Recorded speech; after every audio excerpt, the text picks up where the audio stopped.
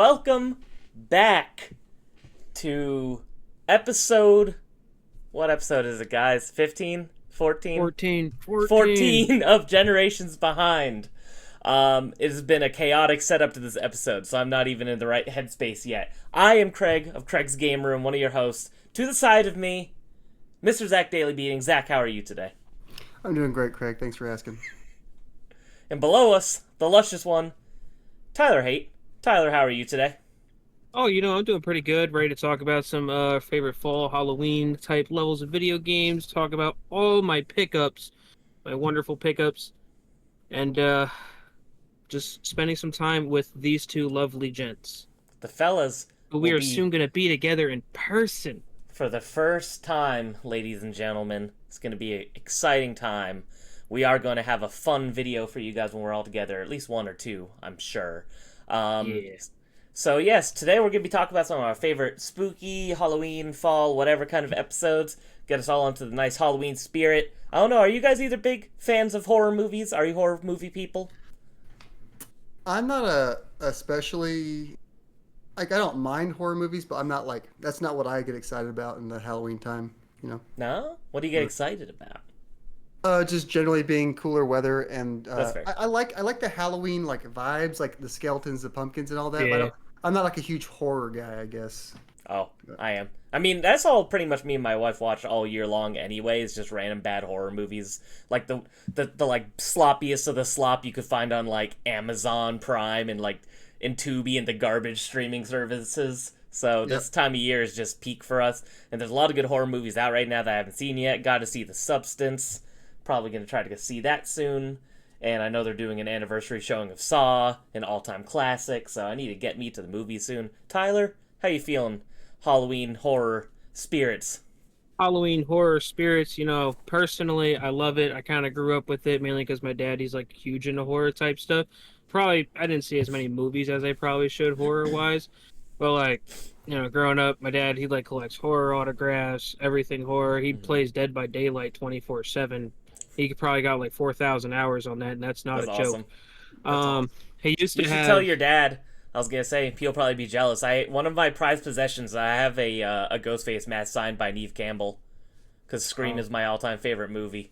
He used to have this giant mannequin, and he had Michael Myers mask, the shirt, the pants, and everything, and they're all autographed, each certain That's article of cool. clothing by certain people. Yeah, he has a lot. Hmm. But either way, this season, I love it. I love the cooler weather. I hate the hot weather. Cool Oh, weather yeah. is best, and I wear shorts all year Oh, long. I'm one of those people. Oh, me And too. you see that 100%. photo where it's somebody trekking through snow in shorts? That's me. That's me. But yeah, and the weather, the colors, all that stuff, it's very nice. Love it. Yes, everything is better. I hate summer so much. If it was up to me, 50 degrees year round, perfect weather. Especially I for love you being guys, cold. I summer don't know. in We're from Vegas and we are Texas? two of the hottest states in existence. So I hate summer so much, and people are oh, summer's my favorite. And I'm I think you're just being gaslit from when you were a kid and you like summer because it was summer vacation. So you think you like Exactly. summer. Summer's miserable. I hate it so much. no, it's the worst. If I had the option to not leave the house for those 3 or 4 months, 100%, I would just never leave the house. I don't leave the house. I just stay inside because it's just awful outside. Dude, I remember when I came to your wedding last year, Craig, and this was September, guys. And, dude, so leaving here, Pennsylvania, it was I don't know, 70, 75, probably something like that. And then I get there, I leave the airport, doors open up, dude, it's bam. And I'm just oh my God. Yeah, it's like walking into an oven. It's And I was disgusting. I gotta do this for a week, but it was all worth it. It was good. Yeah, and that was a weird weekend too because it was monsoon too, so it was humid and hot at the same time. It was just terrible time weather-wise. So don't live in the desert if you have the option. Avoid Texas, avoid Arizona, avoid Nevada. It's not worth it. No, Those thank are you. my I'm two ready to move. vacationing spots for the last 2 years. I know. Now we're all about to go to Texas. But I'm so excited because that's going to be my first game convention ever. All these years Oh, really? being in the hobby. Yeah, no, because they don't do that. There's none in Nevada. Not a single That's game convention in crazy. Nevada. There's a convention called Level Up Expo, and it's a fucking anime convention. So it's like we don't have dick Makes out no here sense. for that. Why would you call it It's Level so Up Expo? it's Like, it they sounds call it gamey. gaming and stuff because they have like a lot of esports events, but it's like not really a gaming convention. It's like all the voice actors that go there, anime, and all these different things. So Only thing gaming you got is like Evo. pretty much, and Evo is again that's just really esports. So cool I would stuff. love to go but to an Evo though.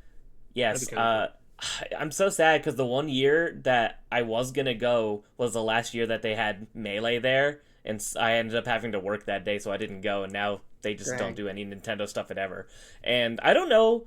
I mean, if they've ever explicitly said or not, but ever since Sony bought Evo, there hasn't been any Nintendo games. So I don't think that's a coincidence, unfortunately. But I almost wonder if that's just Nintendo being weird about Smash. They've gotten weird. They started doing their own tournaments and stuff, and they've like started distancing themselves from Smash Brothers, like the homegrown tournaments and stuff. I don't know. yeah, Yeah. which is very disappointing. It's like why make these games that even if you don't think about Smash Brothers in that way, think about like Splatoon, a game meant to be a competitive game, and there's just like no support for it. Even like Nintendo is like minimal. Like they'll host tournaments and it's like I don't ever hear people talking about them. I don't really hear, it's like there might be like some random esports Nintendo account, but like you'd think like the main Nintendo account thing would be promoting these things, trying to build it up, make it like a thing, and it's just like it's almost like they have a cap, like they want it to be known, but they don't want it to be too big for some reason. It's very bizarre the way they handle their esports. Yeah, they don't want to give the wrong perception and have people think these games are super competitive and you can't play. They want everyone to play the games, so they really put the competitive stuff on the back burner. I want it to be competitive. I want to get online and I want to beat little Timmy's ass with Palutena. For glory. Exactly. Good times. So, yes, Halloween, fall, all that fun stuff today. We're all going to be getting fun and spooky. But to start off, why don't we talk about what we've been playing? Tyler, what have you been playing? Me. You. Well, We'll start I'll out with tell you. you.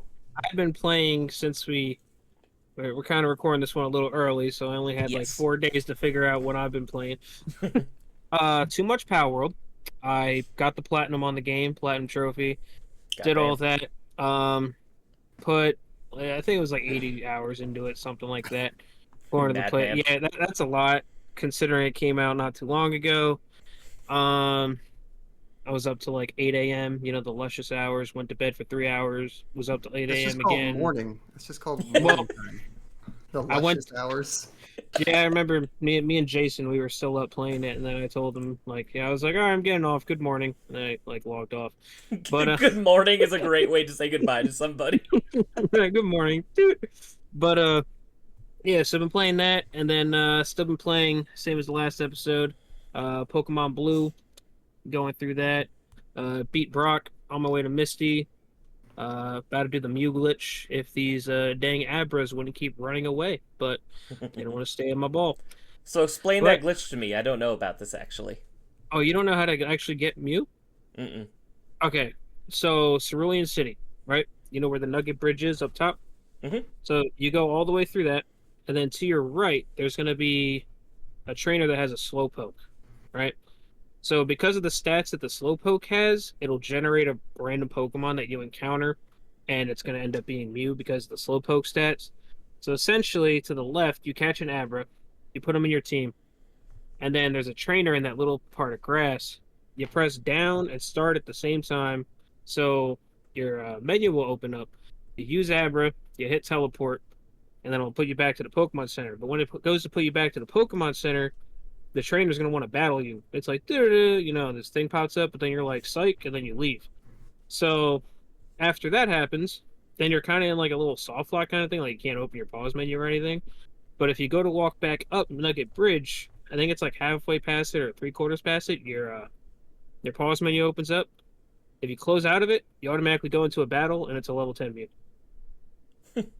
How And then you can just interesting. catch them, and yeah, you could do that with like other battles too. Like if you do the same thing, keep abusing him, and then just walk and battle a different thing, you'll get a different Pokemon every time. Huh. But I mean, it's Gen best 1's known so broken. for getting Mew. Yeah, I feel like that's part of what makes going back to Gen 1 fun, though, is how much you could toy with it. So if I Yeah. do that, Tyler, like right now, because that's right about where I am, is that going to cause any permanent damage to my save, or can I just do that, get Mew, No, and roll you can get on? Mew, and then after you catch the Mew, your game goes back to normal. You can just save it and keep going. I might do that. Yeah, that's what I was telling you before about the whole Mew thing. I mean, it's definitely worth it. It's the only way to get them. I So, thought you were like trolling me about the truck in Vermilion. oh, well, I mean, the truck part maybe. That's what little Timmy told me in third grade. But Yeah, Does anybody know the origin of that rumor, by the way? gotta Because just I be feel some like dude who said that's something just, one day. but it's just weird because that's something everybody heard as a child. Like everyone our age knew about that rumor. So it's like it's so bizarre to me. Like I wonder where it actually originated from. it's I've like never looked whispered into down it. the hallway. But that thing just stuck to the same story all the way down to like Famitsu or whatever the hell the game What if there magazine was was one back then. kid? There was one kid who was a secret agent for Game Freak, and they were sending him systematically to every school in the country. And he just spent a day in there. He'd tell somebody, and they just bring him to the next school. And we don't know who that kid is, but it was I the don't. same kid for all of us.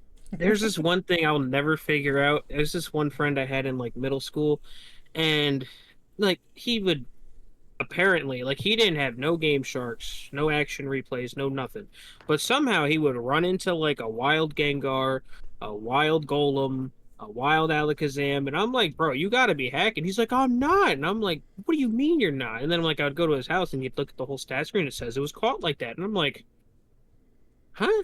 Dude, that always like threw me for a twist. I Yeah, had he's no doing clue the what was Mew going glitch on. on you. He's doing the Mew glitch, Well, but with the that they didn't have that in Diamond and Pearl. Diamond Pearl. Sorry, Yeah, it wasn't the original. It was like Diamond and sorry. Pearl, and I was just like, man, I don't know, but who knows? How interesting. Shout out to Gen 1 and all of his weird, interesting mysteries. Makes me happy. Yeah. Like missing now. Catch missing now too. That'll mess up your game though. It can, depending on what you do. Or you can also like get 999 master balls and like 999 rare candies if it's like the So seventh weird. slot in your item bag or whatever. So interesting. It is fun. Like you said, how broken Gen 1 is. It's a good You do a time. lot. You can get a. Did you know you can get a level 100 Nidoking before Brock? How? I've seen It's a this one. It's essentially the same way the Mew glitch works, Mhm. but you do it in Viridian Forest, and then you just encounter a like you encounter. I think you encounter a certain Pokemon, you catch it, you level up once. It's like it's some weird Pokemon, but it evolves into like a Nidoking, like and just goes level 100, something like that, if I remember right. How But funny. That's yeah, awesome. like we said, broken. And we love it for it. Zach, what have you been playing? So, the two modern games I've been playing on PlayStation, I'm finishing up. I think I mentioned it last episode. Inotria, the last song. It's a Mhm. indie Souls-like, um, got based on like Italian folklore. I played it for like probably 10 hours yesterday. I think I'm close to the end of that. I'm trying to knock that out because I want to start Zelda, but I don't want to start Zelda until I finish one of the games I'm currently playing. So I chose to try to knock out Inotria so I could start Zelda. And then I'm still chugging along through Persona. I'm still in August. I'm in Tartarus right now. So having a good time there. I wanted to get more time into it this weekend, but I haven't really had a whole lot of time to play it because I was playing Inotria yesterday. Um, I'm curious, have you been attacked by the Grim Reaper yet? no. Do you know No, of but, the Grim Reaper in Persona 3? Is it just like, yeah, they gave me a warning about the Reaper. Like if I stay too long, it'll show up, you know? Yeah, if you stay too Um, long on one floor, Is it he like comes and the whoops your same ass. kind of way as Persona 5? Or is it Yeah, different? similar to that. hmm Yeah. He's in Persona 3, 4, and 5, so. Yeah, and it was funny. Just like by happenstance, I kept seeing memes on Twitter yesterday. It was October 4th when was yesterday, Mhm. and something apparently happens in Persona 3 on that date, and people kept like making memes about like the like this thing that happens on October 4th in Persona. I was like, oh god, what's gonna happen? Luckily, I didn't get spoiled, but I saw Thank God. I saw it multiple times. Yeah. It came up. So There, I'm looking there's forward two, to that. yeah, there's two dates in particular from Persona 3 that there's a lot of memes about. So one of the Yeah. other ones is not, you wouldn't see it until next year, luckily, which is good because it's the more major one. But yeah, Sure. something does happen on October 4th, so you'll see it when you get there. But it's one of the more like that's why one of the reasons I've told you like the game really picks up in October is Yeah. because of what those jokes were about. So Yeah. So avoiding that as best I can. Luckily, nothing got spoiled. And Thank then, like goodness. Tyler, still working through Pokemon Red. I think I'll try that Mew glitch today because that sounds like fun.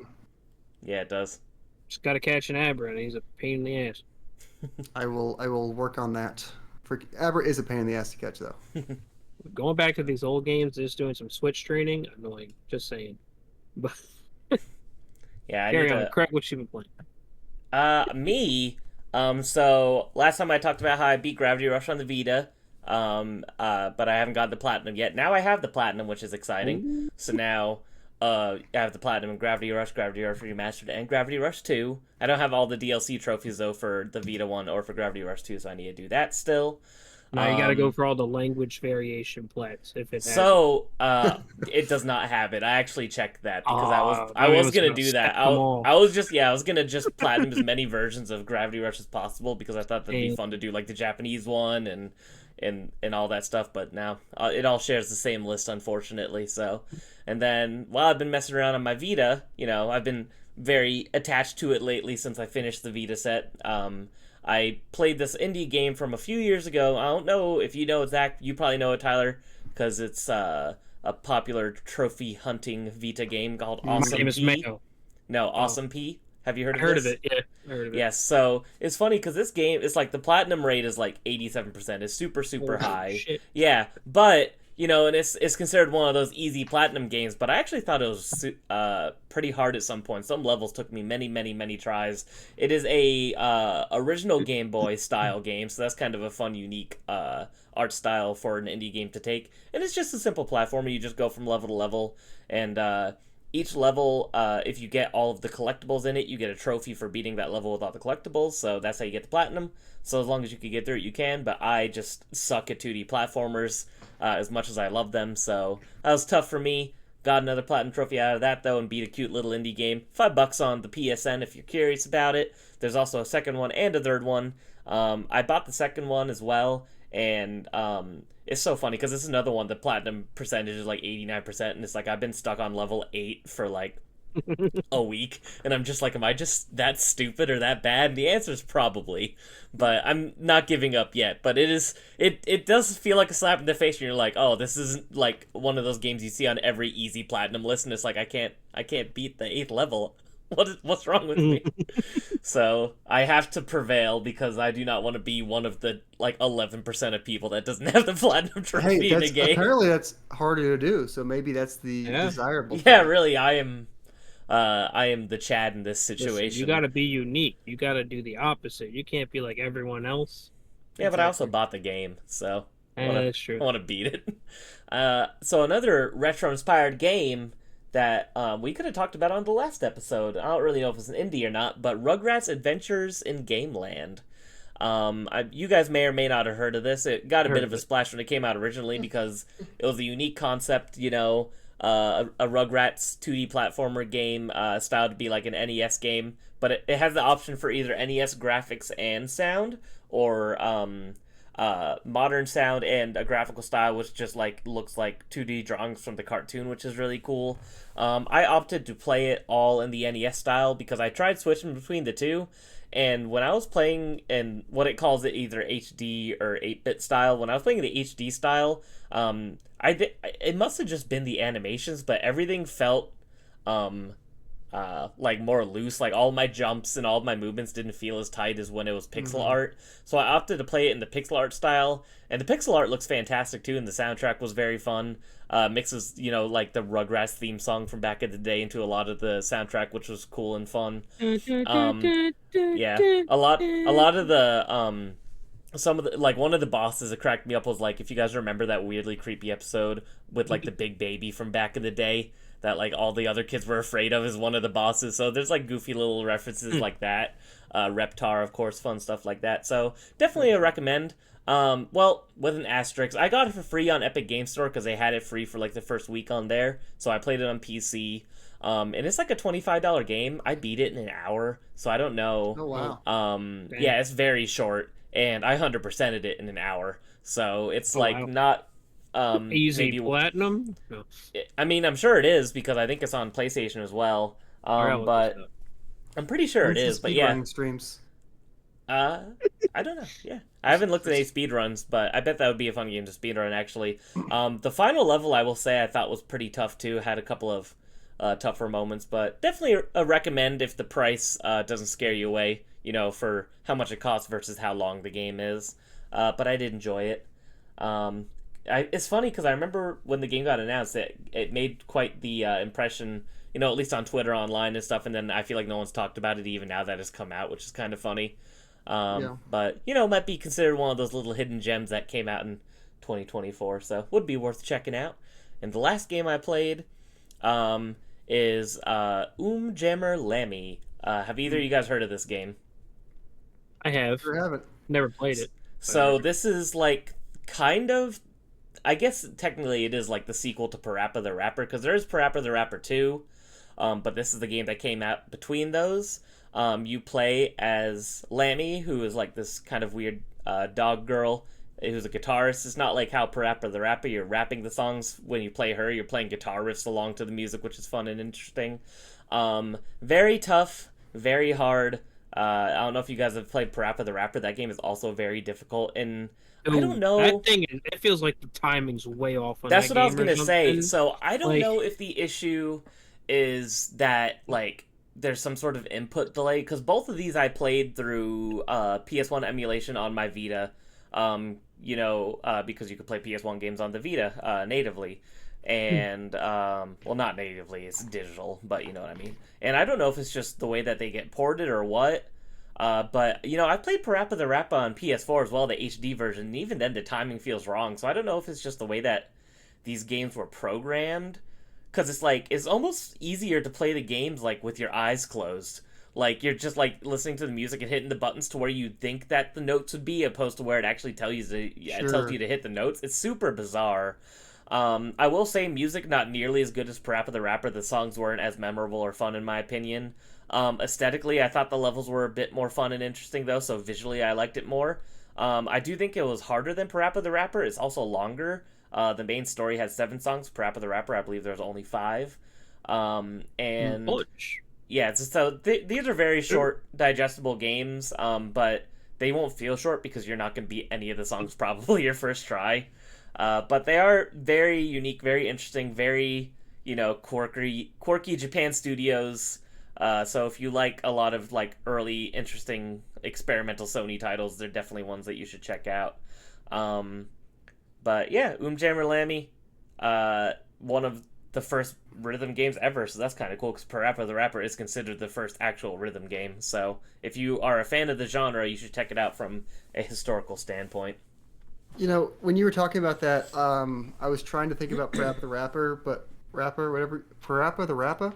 Yeah, I think but so. all I could think about was how fun it would be to go play Rhythm Heaven Mega Mix again. That game is so fun. It is so good. Rhythm Heaven Mega Mix was weird though because I felt like it never ended. Like every time I thought it was over, it just kept going. It's so long. I was very confused by that, but the game is very fun. Yes, I've I never love. played Rhythm Heaven. Dude, Rhythm Heaven is great. I remember the original Rhythm Heaven came out around the same time as the DSi back in the day, so I very heavily associate them with one another because I remember I sold my DSi, or I sold my DS Lite in a couple games to get a DSi and Rhythm Heaven together, and those two are forever entwined in my brain, and Rhythm Heaven is just such a fun time. There's a couple of levels in Rhythm Heaven I remember being disgustingly hard too, so Yeah. like I remember the Easter Island Head song in particular. I don't remember the name of it, but that one I remember just giving me so much trouble back in the day. Yeah, well, I need to buy some of those, but the one for the 3DS, I feel like it didn't get an NA release. And No the physical, only digital. Yeah. Yeah, and the So you have to European import it. release was like super expensive. Yeah, I'm probably just gonna import a Japanese copy eventually just to have something on my shelf because that's Yeah. such a good game. So I we never only played have the Wii one. I've always we only have a wanted to. Wii one and a DS one, right? Yeah. Because we didn't get the Lame. Game Boy Advance one either. There was a Game Lame. Boy Advance one. Yeah, that was Japan only. Damn. And I've always Greg wanted to teach play me. that too. Hmm. Need to get around to it. I love rhythm games. It's some of my favorite things. Like I've played a lot of the Hatsune Miku games. Obviously Guitar Hero. I've played Dude, Gabriella's Theater Rhythm? Ghost. I go hard. Yes, I've only played the first one on 3DS, but I know that there's a second one on 3DS, You and then didn't play there's Final the Bar Line, man? yeah, the Take this newer one. I was gonna say I played Gabrielle's Ghostly Groove on the 3DS, a very deep cut for 3DS and Natsume fans out there. That's worth checking out. Great game for this time of year too, because it's all based on like Halloween spookiness. Very, very cute rhythm game. The Kingdom Hearts rhythm game sucks butt. I'll say it. Don't play Melody and Memory.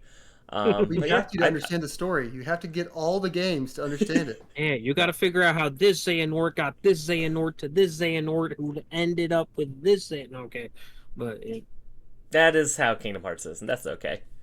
yeah, know- this Xehanort comes from this dimension, and this Xehanort comes in, and I saw an interview recently saying that Nomura is getting ready to retire, so he wants to either finish Kingdom Hearts or start finishing it, and that made me very sad, just as someone who's been following that series since I was literally like 7 years old. I was Put your oh. guess right now. When do you think we're getting Kingdom Hearts 4? Honestly, I could, 2027. I was gonna say I could see it next year, actually, Next year. because we haven't seen anything from it. I think in 2 or 3 years, and I don't know. I mean, I feel like Nomura is usually involved in multiple projects, so I know he's probably pretty busy with Final Fantasy as well, 7, since that they still got one more game coming out for that remake trilogy. But I don't know. There's something about Kingdom Hearts 4. I've had a feeling for a while. I'm like, it's gonna be within the next year. I don't know what it is. I got a vibe.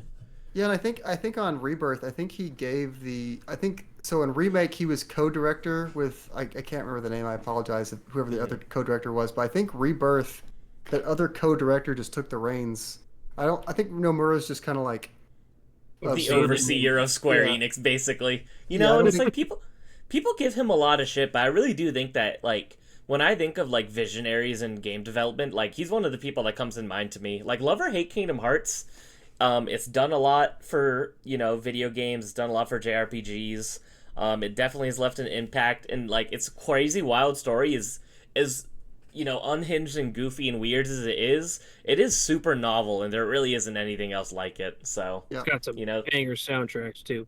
Just true. saying. Yoko Shimomura, greatest composer of all time. I might say she's probably my personal favorite. So I love What about Yoko Koji Shimomura. Kondo? I do love Koji that was Kondo. cool. Yeah. But I have actually met Yoko Shimomura, and that was one of the best days of my life. I have my copies of Kingdom Hearts 1 and 2 signed by her, and those are two of my most prized Really? possessions. So That's awesome. yeah. I almost wanted to be that guy and bring her like Xenoblade Chronicles, because she did a couple of songs off of that, and I was like, I bet she's never signed a copy of Xenoblade Chronicles. But since she didn't do the whole soundtrack, that's why I decided to go Kingdom Hearts. But Sure. she's done the music in all of your beloved Mario and Luigi games, I believe. So Yeah. Got some really good music in those. So. did the soundtrack for Super Mario RPG, an all-time great as well. Yep. And then they remixed, they redid for the remake. They like orchestrated the whole thing again, and it was really good. Yeah, it's so good. Yeah, she's so good when it comes to making that music. So I don't even know how we got onto this topic, but shout out to Yoko Shimomura. You're the We went- goat. And anyway, play about rhythm Jammer games. Lammy. Play Yeah. Jammer Lammy. Great game. We went from that to composers. We did great. Exactly. Jammer Lammy transitioned to a Xenoblade Chronicles shout out. The spectrum of our taste is immeasurable. Went from generations behind to generations fast forwarded. Exactly.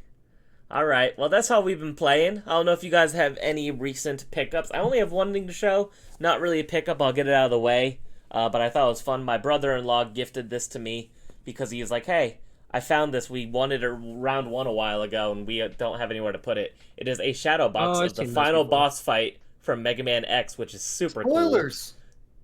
That is cool. You're cool. fine. Oh my god, now I know who it is. But Mega Man X, one of the best Super Nintendo games, of course. Very difficult for someone like me that's not good at platformers, but I have somehow been able to beat that game, and I had a great time with it. So it'll be cool to have that hung up in the game room soon. I have in the same style, a shadow box of Green Hill Zone from Sonic the Hedgehog. So those will look fun next to each other on the walls. Nice. All I do right. have one thing. I have one thing. You got one big thing. Yeah, I got this goofy ass box of Where's the front? There it is. That is The Epic fucking Mickey huge. Rebrushed. Yeah, it's this giant box for like the collector's edition. I already reboxed it. I unboxed it to make a YouTube short, and then I immediately reboxed it because I got to move it to the new house. So, yeah. Man, that is also, insane. it's got this Mickey statue. It's almost a foot tall. Oh shit. Yes. Well, like when you consider the paintbrush going over, like Mickey's maybe, 6-7 inches, and then that goes up the other rest of it. 7 inches of Mickey, baby. Heck. Yes. Got this. This is like a tin, wall art thing. It's got some digital collectibles, whatever, yada yada. But it's got this cool Oswald keychain that I kind of want to use. Scoot it over a little. It's not on camera. There we go. There you go. It's My boy Oswald. keychain here. And then some art cards that How neat. get looked at once and then put on a shelf. But the statue's neat. I'm excited to put the statue on the shelf. Dude, shout out to my boy Oswald. When I was a kid, I thought Oswald was the coolest for some reason. I think when I was a kid, I just knew how obscure he was, so I felt cool for knowing who he was. So he was my favorite when I was like 8. He got sold to Universal, and they had to buy him back. So weird. And Super interesting. I'm pretty sure I heard that it was part of a deal when they reobtained Oswald. They literally traded a sports broadcaster from Disney ABC over to wherever Universal's sports broadcasting parent company is. How bizarre. This real life sportscaster got traded and partly to get this animated rabbit back under Disney. That's so weird. If I remember right, he's older than Mickey, right? Wasn't Oswald technically first? That's so crazy. Yep. What could have been? Yeah, I think he was, because I think Walt Disney was working for Universal or whatever Universal was back then. Made Oswald, left Universal, and then made Mickey. I think is how it worked out. Very interesting. Yeah. Have you played that game yet, or is this going to be new to you? It's gonna be new to me. Here's the box right here for the game. I'm pretty excited about it. I heard the. It's almost like it was reviewing better with this remake than the original was. I think it's just it just feels tighter and it looks really nice and it doesn't have that muddy Wii look anymore. Yeah. So I'm excited. Apparently it's a pretty good remaster. It has been such a busy time for games because it's I remember when they announced that remake, but I had no idea it was even out yet or that it was coming out. There's just so much going on right now. September was extremely busy. I know, because I'm just as we're recording this, I'm like, holy shit, we're 6 days away from Metaphor coming out, the new Atlas game that I've been looking forward to all year. And I'm just I don't even think I'm ready for it, because the reviews for that came out, and they're like, yes, at minimum an 80-hour story, and I'm just like, yes. Yes! There's nothing better. There's nothing better than how demanding Atlas games are. I love that they're our game is 90 hours, fuck you, you're gonna play all of it. Yeah. And every time I'm just alright, and then I'm it was worth it. Every single hour goes by like that. Their games are just fucking goated. Atlas is my favorite. I love Atlas. I'm so excited. Oh, I can't wait. Here I am 30 something hours into Persona 3, I'm having fun with this. I'd like to start Metaphor soon, and it's not gonna be anytime soon. Shit, yeah. I know, because it's they released a demo that I've been told is at minimum the first 4 hours of the game, which I'm great. But now that we're only a couple days away, I'm kind of I might as well just wait, honestly, because then I don't want to have to stop if I'm really enjoying it. I'm just gonna wait for the full game because I know I'm gonna like it anyway. 8 hours. You can really dig into it and just play it for. I'm assuming it just. I don't know if it's a time-based thing or an area, but I've heard people say they spent 8 to 10 hours in the demo, which is just. I can't wait. I cannot wait. And that's one where I'm just please let there be a platinum trophy guide when that comes out, because I'm gonna want to have to. I'm gonna want to do everything. I'm not gonna want to miss anything. I don't think I'll get one right away. When I play my Atlas games, I'm I'm glued to a guide because I'm I don't want to miss anything, because there's just so much optional content that you don't even know about in these kind of games. It's it's so easy to miss something. If you're playing Persona without a guide, you can very easily miss some of the best social links in the game and just not even know it. So yeah, don't want to miss that stuff. You gotta see it all. Atlas games are meant to consume your life. So yeah. Tyler, you got pickups? I guess I got a pickup. It's just a VHS tape. Hell yeah. You guys want to guess what VHS tape it is? Pokemon the original movie, whatever it's called. Is it the No. lost episodes of the McDonald's cartoon? No. It's our Oh. boy E.T. Let's go! Alright, just had to throw it on here for the podcast. E.T. is our mascot. Just want to show it on here. Steven Spielberg, greatest film director ever, because he gave us this masterpiece of a movie, E.T. Is- the extraterrestrial. Zach went red because Halloween Signing themed. off. Signing off. You know, a whopping $5. That was a steal for this. But That's so funny. Where'd you find that? Goodwill? no, it was actually a convention for a long time ago, but I needed it for the bit. So, E.T. for the collection. He was like, there's no history regarding ET No this history, week, so I had to do that. Whenever I run out, I'm going to have to pull out an Atari and play the game and speak about it. Good to I'm just know. gonna start no selling. I'm just gonna stare at the camera and not react next time ET comes up. We'll both just freeze like mannequins. Yep. Bastard. Yeah. But, yeah, no, nothing much over these last, I guess, 4 days. That's true. Yeah, this is our shortest time in between recording for sure, which makes me happy. I love having an excuse to see my boys as much as possible. So, we're all very busy. So it's like when we come on to record the show, it's like we end up like just bullshitting for half an hour before and then bullshitting for an hour after. So Yeah. it's Yeah. good times. All right. Well, that was probably our shortest pickup section ever. We are fake collectors. We don't actually collect video games. Just give it in Oops. 2 more episodes. We'll probably have a lot. We're all True, going to so a that'll be convention. exciting. That's gonna be But so yeah, fun. yes, I'm so excited for that. I'm trying to think, since this is my first game con, I'm like, what do I want to look out for? Like, what's the move? And I was thinking about it, you know, when I finished my Vita set, I was thinking, I'm like, I really do want to try to go for Dreamcast, even though it's gonna suck. So I might try to start going hard on some Dreamcast. Even if I just get a bunch of filler titles to kind of beef up the library a bit, because I don't have too much Dreamcast right now. And there's so many good Dreamcast games, so Bring a backpack. that might be my focus. What? Yeah. Bring a backpack. Should I? Yes. Zach's gonna be shipping our stuff back because Well, That's just- also you don't- true. You We don't ain't want to paying carry for that that. around the whole time. You don't want to just carry a Yeah. a thing of games around the convention. That's Because- true. I know. Well, Yeah. if I'm in a wheelchair for it too, it might be easier to lug them around, but I think I should be able to walk by then. I'm able to walk right now. I kind of walk like, you know, Dampy in the Graveyard and Ocarina of Time. That's kind of how I look right now, as I'm trying to just scooting along, but I'm making progress, so Dude, I told you, I'll give you the piggyback ride. It's all good. Carry you around. I'll just charge with my crutches out like this and we'll mow everyone down. It'll be Onward! perfect. Man, I can't But wait. no, conventions, what I usually look for, like, real quick for the history segment. No, of course. So, like, yeah, I always have, like, a list of games, like, I do want to add, like, ones I've been looking for a while were, like, the Lunar games on PS1. Now I might wait since the remake's coming out, and they'll probably go down a Yeah. bit. Yeah, it might help with prices. But, so I always have, like, a couple games, but I always look for things that, like, I know I can't find anywhere else. Or, like, that you won't see often. Like, one that comes to mind I have over here, you probably can't see it on the recording, Nah. but it's like a little Crash Bandicoot arcade machine. You never see it anywhere. And I was like, That's oh, true. that's neat. I'm buying that. And Ooh.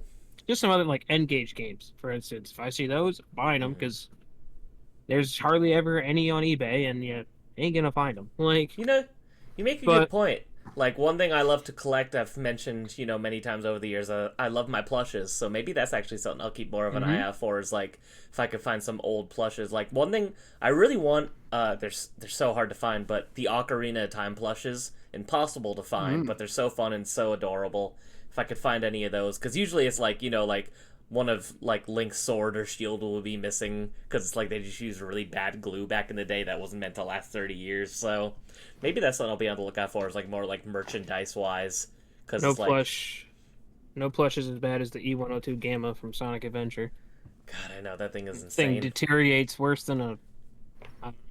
But I always think about it, it's so funny, there's, like, one review of that plush on YouTube, and the girl the whole time is wearing, like, gloves to make sure that she doesn't damage it anymore, and she, like, she's talking about how, like, she has it, like, in a temperature-controlled glass case, so that way it doesn't deteriorate anymore, and I'm just, like, it sounds funny, but I'm, like, mad respect for, you know, making sure this thing gets preserved, because there's, like, 10 other ones maybe known to exist, and they're all in worse condition, so... yeah, Like, the fact that there's not one in nice condition is so heartbreaking. There's not a single one that I've ever seen where it's like there's no cracks to all the vinyl and stuff on it. It breaks my heart.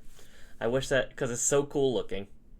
I'm glad that we got a modern day E102 Gamma plush though. It's not nearly as nice, but it's still cool that it exists. So that is true. Shout out to GE Entertainment for making a bunch of random niche Sonic characters into plushes. They gave us, what's her name? Tikal, right? From Sonic Adventure. It's like, I'm pretty sure it's the only merchandise of that character ever to exist is the plush that they made like a couple of years ago. So, dude, them and freaking Jax with the figures been hitting it with like all the side characters. How they have the Metal Sonic, like specifically the final boss version from Sonic Heroes. Like, that's so cool. Still need to find that one. But that one is Mephiles I need, but... Yeah, Mephiles. That's so cool, man. Shout out to the companies that are giving us the things we need. I know. The only Chaos figure I think that exists. I also have the Sonic... Or the Chaos plush that GE made many years ago. I found that one in person, too, which is crazy. There used to be an anime store in like a strip mall here in Las Vegas, and they had it there, and I was just like, oh my god, that's so cool. And then it ended up being kind of hard to find now, so... Glad I got that, because Chaos is one of the coolest characters ever. He's the best Sonic villain, just saying. Like, definitely one of the best designed. He just looks so cool. Especially that Dreamcast water, having that effect on him. Oh, Dreamcast water, yes. Chef's Very kiss. Good. There's nothing quite like Dreamcast water and GameCube water. Something about those consoles, the way they rendered water just hits different, dude. That Dreamcast water, better than that Mario 64 water. Mario Sunshine, best GameCube game. Mario Sunshine is good. I mean... my turn to log off. Oh my god, it turned my camera green. Oh my god, the lighting's all messed up. Come back. ET's coming for you. That's you disrespecting him. Now, I really want us to do an episode of Mario Sunshine, because I want to give it like a true full playthrough, because I've never beaten it, so... Oh, you've never beaten it? No, I've never finished it, so... I got close when I played Mario Sunburn, which I know I've brought up on the show, the ROM hack of it. But I want to play it the real way, and especially now that it's on Switch, it's so easy to do. I can lay down in bed. I don't really have an excuse. But if you have it, do you have it? Yeah, and Mario 3D All Stars, the rare Switch game. Yeah, very rare. I found the only other copy in existence, so now you and I are the owners. That's good. That's good. I have one too. Oh, mine must be a repro. Yeah, I think yours might be a repro. Unfortunately, they've gotten really good at reproduction Switch games in the last couple of days.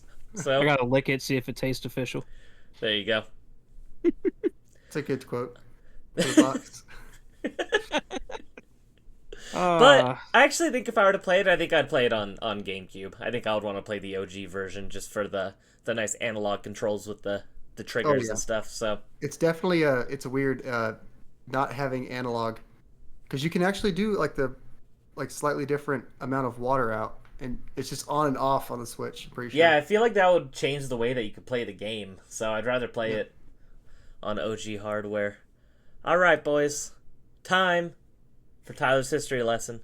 Teacher, what you got for us? All right, class is now in session. So October 1st. 1995, Square releases Secret of Evermore for the Super Nintendo. Never played that one. That's such cool box art, though. One of the best on the Super Nintendo. 1996, Acclaim releases Ultimate Mortal Kombat 3 for the Super Nintendo. 1999, Nintendo releases Pokemon Yellow for the Game Boy in the US. Also in 1999, Nintendo releases Mario Golf for the Game Boy Color. Great game. October 3rd, 2005, Nintendo releases Pokemon XD Gale of Darkness for the GameCube. Great game. Yeah, I need to play that still. So good. That'd be a great episode. I don't think it's XD. I think it's just a laughing face. They're laughing at how bad that game is. It's just an XD laughing face. Yeah, they decided to clown on the Pokemon Company for making a bunch of trash. See, now stop. Everybody's had a sign-off moment this episode. All right. Moving on from Zach's horrible opinion. October. I like the game. I like the game. Sorry. Okay, we're back. We're back to being friends. Yeah. October 4th, 1995, Nintendo releases Super Mario World 2, a Yoshi's Island video game for whatever a video game. That's weird. Yoshi's Island for the Super Nintendo. You sound like they do when they do like the announcements on Nintendo Direct when like The Legend of Zelda: Echoes of Widow video game comes out on hate September. that they do that crap. It's so weird. It is very bizarre. Play the Mario Kart 8 Deluxe Video game. for the Nintendo Switch family of systems. Like, what are you? Who are you talking to? Like, Like we know it's a game. We're pretty sure. yeah. The next so release on October 4th, this is the big one. Jonathan, I know you're listening. I know, you're going to get pretty excited. 2004 is when Nintendo released Mario Pinball Land for the GBA. I know how much you love pinball games. Just saying, that one's for you. Isn't that considered one of the worst games like ever? Yeah. I've heard it's really bad. It's a whole gag going on. Jonathan bought like Pinball the Dead one year at Too Many Games, and ever since then we just point off every pinball game to him. We're like, hey, buy this one, buy this one. He's like, no, I don't like pinball. Yeah, and it's kind of funny. 2005, Capcom releases Mega Man Zero 4 for the GBA. 2005 as well, Konami releases Castlevania Dawn of Sorrow for the DS. And 2011, not totally retro, but I want to bring one of my favorite streamers played this game, and I'm at some point. You're cutting out. Man, I see it happening. All right, are we good now? I think you're good. Hello? Okay. So, 2011, one of my favorite streamers played this game. Namco Bandai released Dark Souls for the PS3 60. You said Dark Souls? Sorry, you're still cutting out again. Yeah. Man. Oh, no. Dark Souls? Yeah, that streamer needs to play the game more. He needs to get back into playing it. One of my favorite streamers started playing Dark Souls for the Xbox 360, and it came out on October 4th, 2011. That's pretty much what the history part was. You know what I always think is interesting? Is that the Switch version of Dark Souls Remastered isn't a remaster, it's just the 360 and PS3 version. I think it's as far as I know, it is just the PS3 and 360 version, which is very bizarre. It's like a weird bastardization of like both still, kind of in between, right? Yeah, because it's not as good as the PS4 version or the Xbox One version either, but it does have like the quality of life stuff that the remaster brought. I can't remember if Dark Souls is the one where you can only roll in. Maybe it was Demon Souls where you can only roll in 4 directions. I can't remember. But I'm pretty sure the remaster got the quality of life stuff on the Switch because I played that version, but it didn't have the performance and the visuals of the PS4 version. Interesting. Yeah. Nice. Moving on to October 5th, 1992, Nintendo releases Final Fantasy Mystic Quest for the Super Nintendo. And then 2000, Capcom releases Street Fighter Third Strike for the Dreamcast. October 7th, it is. October 7th, 2003, Nokia releases the N-Gage system worldwide. That thing was available everywhere, and too bad it failed. But that's not always a bad thing, because it has a small set, and I'm going to complete it one of these days. And I'm going to be like, I'm the second person in the world, other than John Hancock, to complete the N-Gage set. There you go. And then you guys can fight to the death, and then only one person will own it. And then one person will own 2 N-Gage sets. Yes. The first person to own 2 N-Gage sets. Unless my buddy Brett, I don't think he watches this, but if you get Atari Masterpieces Volume 2, then he'll be the second. But we'll see. Yeah, Brett. Or you can just give me all your games. Just give me all your games. You don't need the Atari. I'll just have yours, and I'll have my second. No, yeah, you can make up for not watching this show by giving away your prized possessions. This is how you can make it right. October 10th, 1992, Nintendo released Metroid 2: The Return of Samus for the Game Boy. Still need to play that. It's the only mainline Metroid game that I haven't played a version of. Because I played Zero Mission, or I've beaten Zero Mission, Fusion, Dread, and Super. but I haven't played either Samus Returns or 2, so... Dude, just play Samus Returns. Metroid 2, play Metroid 2 for like 30 minutes and just get an appreciation for it. It is so abstract and hard to follow because if you play the Game Boy Everything version, looks the same. it's so confusing. It's just a gray blob, and there are screens that are identical. Like, so you're like, oh, I'm in this place again, but it's not that one. It's a different one of those screens. It's very hard to follow. Yeah, because I tried playing that version for like probably about 20 to 30 minutes one day, and I was like, I just kept getting lost. I was like, every screen looks the fucking same. I don't know how you're supposed to know where you're going. I used a guide for that version, but Samus Returns is solid.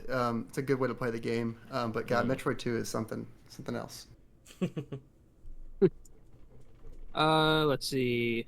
October 10th, same day, 1992. Turbo Technologies released the Turbo Duo in LA and New York for $299.99, including Bonk's Adventure, Bonk's Revenge, Gate of Thunder, and East Book 1 and 2. That was the handheld one, right? Yeah, Turbo Duo. Which is so cool that it was literally just the console, but handheld. That was so cool that they did that back then. Or is that the Turbo Express I'm thinking of? It might be. I think Turbo Duo was the one that had the CD console in it too, right? The Turbo CD. I think, man, I don't know. I'm not too caught up on Turbo knowledge. You're failing us, history teacher. Listen, I'm just telling you when it came out. Nah, it's right? okay. I got it mixed up. What? I'll be the tiebreaker. I also don't know. So you know what? We'll just do an entire Turbo episode one day. We'll all do our homework. You know about Turbo? Play some Turbo. Put in your applications. Maybe you get on the show to have the Turbo knowledge. Yeah, maybe you could take Tyler's job and teach us the right fucking information next time. Whoa. I'm just kidding. Whoa. Okay, love you. I love you October 11th, 1994, Square releases Final Fantasy III for the Super Nintendo. Final Fantasy VI, practically, but you know. One of the best games ever. October 12th, 2004, Nintendo released the Paper Mario The Thousand Year Door video game. I wrote video game again. For the GameCube in the US. God damn it. Man. Alright, so I was on like a time constraint, guys, so I was like writing this really quick. So yeah, I typed more things. I was just reading what the screen said. He's overcompensating for falling behind. Yeah. I was falling, should I say, generations behind. Oh!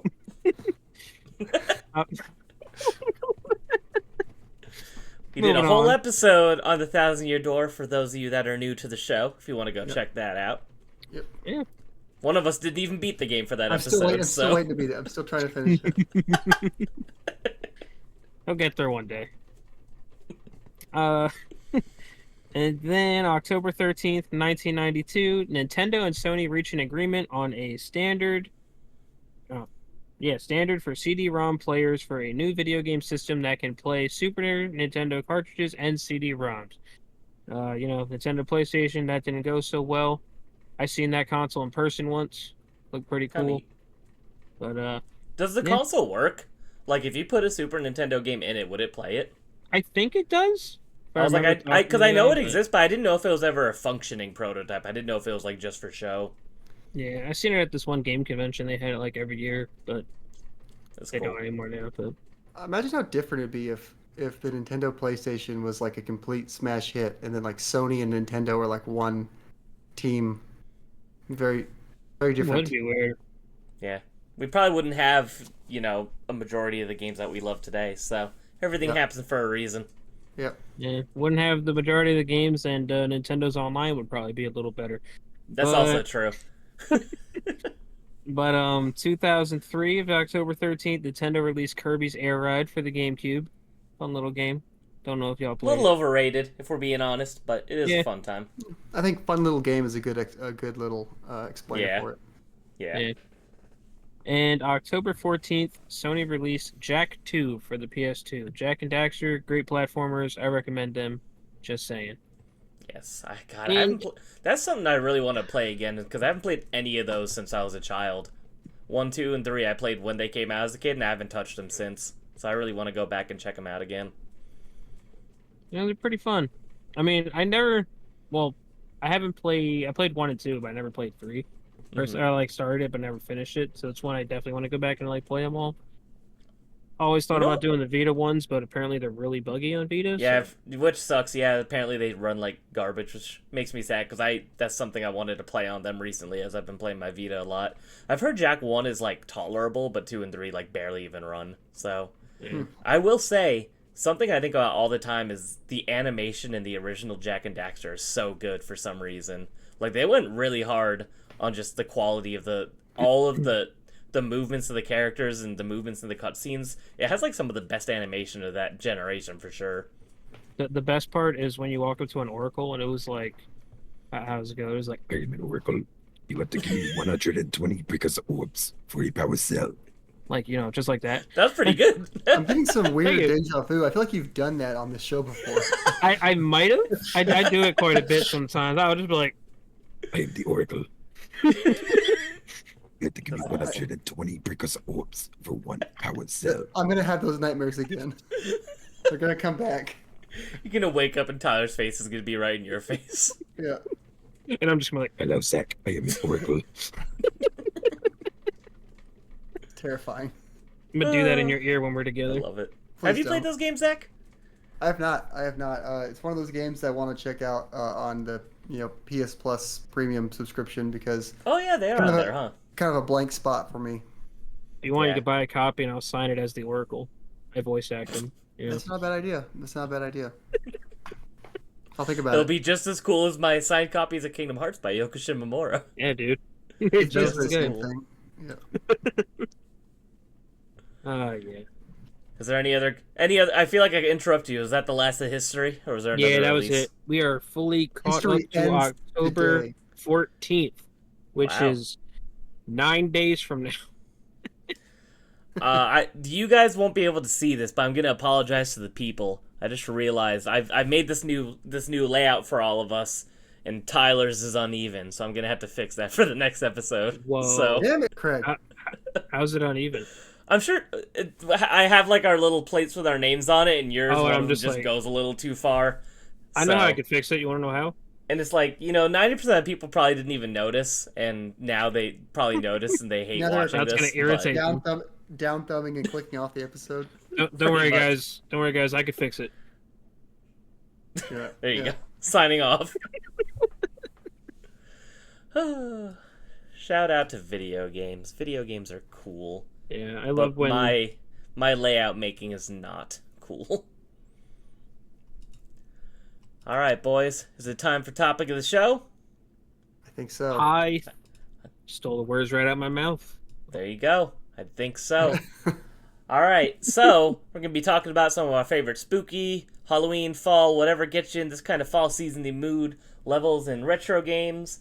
When we talked about doing this topic, I was like, oh man, yeah, I could think of a million ideas for this. And then when I sat down to write ideas, not that many actually came to mind. So Yeah. I tried to limit myself. I was like, I'm not going to consult Google or anything. I want this to just be my mind. So I was able to come with 11 levels that I could think of. So Craig's running this show. I Yeah, guess Craig's running it. I don't know if you guys have as many. I think these are all ones most people will be semi-familiar with. And I think we'll all have a lot to say. But let's say Zach can go first. Zach, give us a level. All right, so I'll go with my. This one's kind of just a goofy one because I like it for a goofy reason. It is the Pumpkin Zone from Mario Land 2. So Mario Land 2, if I haven't mentioned it before, it's one of my favorite 2D Marios. I play it every year. Like on January 1st, I play it through the whole way through. That's fun. And the Pumpkin Zone, I can't remember which level it is in that zone, but overall, it's pretty generic, like skeleton, scary, generic enemies. But for whatever reason, I always get a kick out of it just because it looks so goofy. Randomly at the end of this level, there's like just Dracula. He's just standing there, and I'm always every time I play the game, I always forget about him, and I'm always like at full sprint, and then I'm just jumping along, and then all of a sudden Dracula's there, and then in a quarter second I jump on his head and he's just gone, and he just pops up, and I just kill him, and they're like, oh, that was Dracula, and then I just finish the level, and then I go about my way, and he has like the little fangs. I'm looking at a picture of him here now. Um, it's actually a pretty good little sprite, but like I don't know why he's there. It's just in one No, spot. it's so weird. But I always get to laugh out of me, so I want to shout that one out. John wrote in and Yep. said, "Hey guys, John here again, writing in my favorite Halloween level area is Pumpkin Zone from Mario Land 2. It's full of all Halloween theme and it has a creepy atmosphere for a Game Boy game." Yep. So I wanted to bring that up while we were on the topic. I totally forgot about that part of that game. Mario Land 2 is so fun. I definitely think that's an underrated game. I never played Uh, Mario Land 2. Mario Land 2 is very fun. You should definitely play it. My favorite, and this is specifically for Christian. I felt kind of like a dick when I did this, but he was struggling on the Warriors Castle on stream. So I went to my closet, got the game, beat it, recorded myself remember beating it, and that. sent it to him while he was like while he was playing it. Dude, he had to keep That's going so back and funny. grinding coins and getting more levels Oh, or it's so lives. And That's so funny. it was Yeah, one of that the last- best that. streams. That last castle is tough though. If you haven't, It played is definitely, but great game. Great kind of like world level. A lot of fun. Like you said, I forgot about the Dracula thing too. That was so just random. Like you said, it feels so out of place and weird. The whole game is like out of place and weird. That's why I love It it is. so much. It is a very bizarre game. But definitely one of the more underrated Mario games. You definitely should play it, Tyler. That'd be a fun one. It's really quick too. You can beat it like in what 3-4 hours maybe less. Yeah. That was one of the first Game Boy games I bought on my 3DS when they had the Virtual Console on there back in the day. Is it on NSO? It is. Yeah. I guess easily play it that way too. Yeah. Yeah. And it's on the cheaper version of NSO. You don't need the expansion pack. So Good to know. Also, I gotta say, I love the sprite work in that game. It's funny going from the original Mario Land to that because the original Mario Land is so ugly and truncated and everything looks so crushed down. And then Yeah. Mario Land 2, everything's like fairly detailed, especially for a Game Boy game. It just looks great. So yeah, and it feels like Nintendo's more proud of Mario Land 2 when they put out the games on NSO. I think Mario Land 1's on there now. I'm not 100%. it wasn't sure though about that. for a little while. It wasn't which for was a funny. long time. They put Mario Land 2 on there, and like, look how good the Mario Game Boy game is. And they never like went back to Mario Land 1. Kind of looks like a game you'd have on your calculator. It's a fun enough game. Like you can play but- on your Texas Instruments. Exactly. But it's funny because from Mario Land 1 to Mario Land 2, it almost looks like there was a generational gap, but it was just like later on the Game Boy. I don't know, but Mario Land 2 is a great game. That's something cool about old hardware, especially is seeing like early games opposed to late games and how much developers learned how to make the best of hardware. And that's a great example. Super Mario Bros. And Super Mario Bros. 3. Is Oh my another god, yeah. example. Yeah, Life changing. so, yeah. Tyler, give us Nice. a nice spooky level. So this one isn't too spooky, but it's more so fall themed. And it isn't specifically a level, but I gotta say I like when games have like pretty decent hub worlds for levels. And you got your basic Crash Bandicoots where it's just like you go on a stage, but then you have Spyro the Dragon, who in Spyro 2 has Autumn Plains, which is a whole hub world section, which it has all the nice fall theme, all the little your color changing trees, it has the nice subtle music and stuff.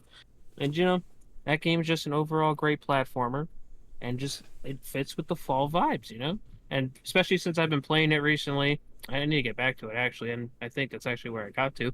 But it's just an overall pretty good game, and loving the fall vibes in that game. Yeah, I need to play Spyro 2. Still to this day, I've never touched it, so. Yeah, I think I've mentioned on this show before that I've only ever played Spyro through a demo through a Crash Bandicoot disc. Yeah, these Spyro games are great. Yeah, I especially love 3 because it has more gameplay mechanics and you play as his friends and stuff. But 1 and 2 are great as well.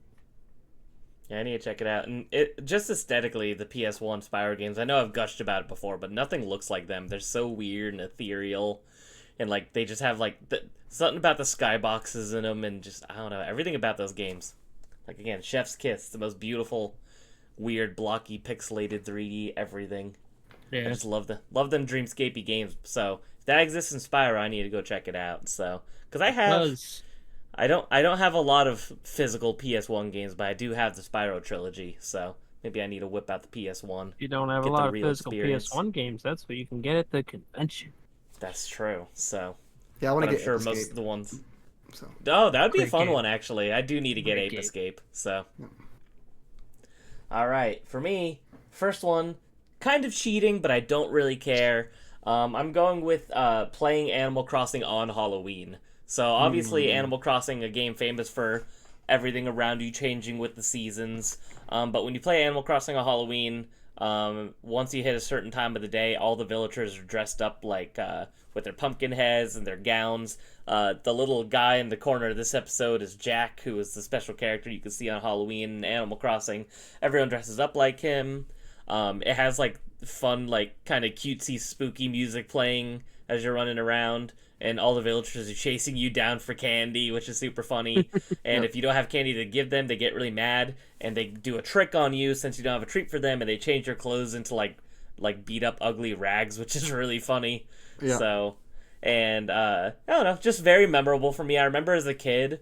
When we found out that holidays were a thing in Animal Crossing, because we didn't realize it at first, me and my sisters would like fight over the GameCube that we all shared a town in to try to play it before we would go out to go trick or treating that same night. So some very fun nostalgic memories for me surrounding Animal Crossing and Halloween. And of course, when you give the villagers the candy, you get all the fun little pumpkin themed furniture for your house. And I would love to give a shout out to the pumpkin couch that farts when you sit on it, because that was always been hilarious to me. Of course. So shout out to Animal Crossing Halloween. I'm trying to think. In the newer Animal Crossings, like I didn't play New Horizons for like any of the holidays, so I don't know. They still do all that kind of stuff, right? Yes, and I was just gonna say, I played New Horizons like, I didn't change my dates on my Switch or anything. I just played it through, and every single real world holiday, I was playing Animal Crossing. I remember specifically New Year's Eve, I was sitting there by myself playing Animal Crossing. Like, I can't wait for New Year's. But yeah, I still do that, and it's a lot of fun. Yeah, it's Joy-Con in one hand and a milk bomb in the other. Doing Heck that yeah, countdown. milk bomb to Happy start New the year. Let's go. Man, I can't wait for a new Animal Crossing. I know. need I to wonder play one. That's why. what. How would you feel if they did another Animal Crossing on Switch? On like the Yeah, third like Switch. yeah, I mean, or I guess it would be look. Switch 2. If it was to happen, it would be Switch 2 at this point. But do you think enough time has passed? It's tough to say because I don't know. It's only been what 4 years. Mm-hmm.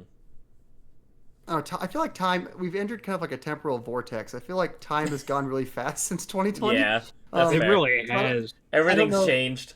I don't know if we're necessarily ready for like the one right now.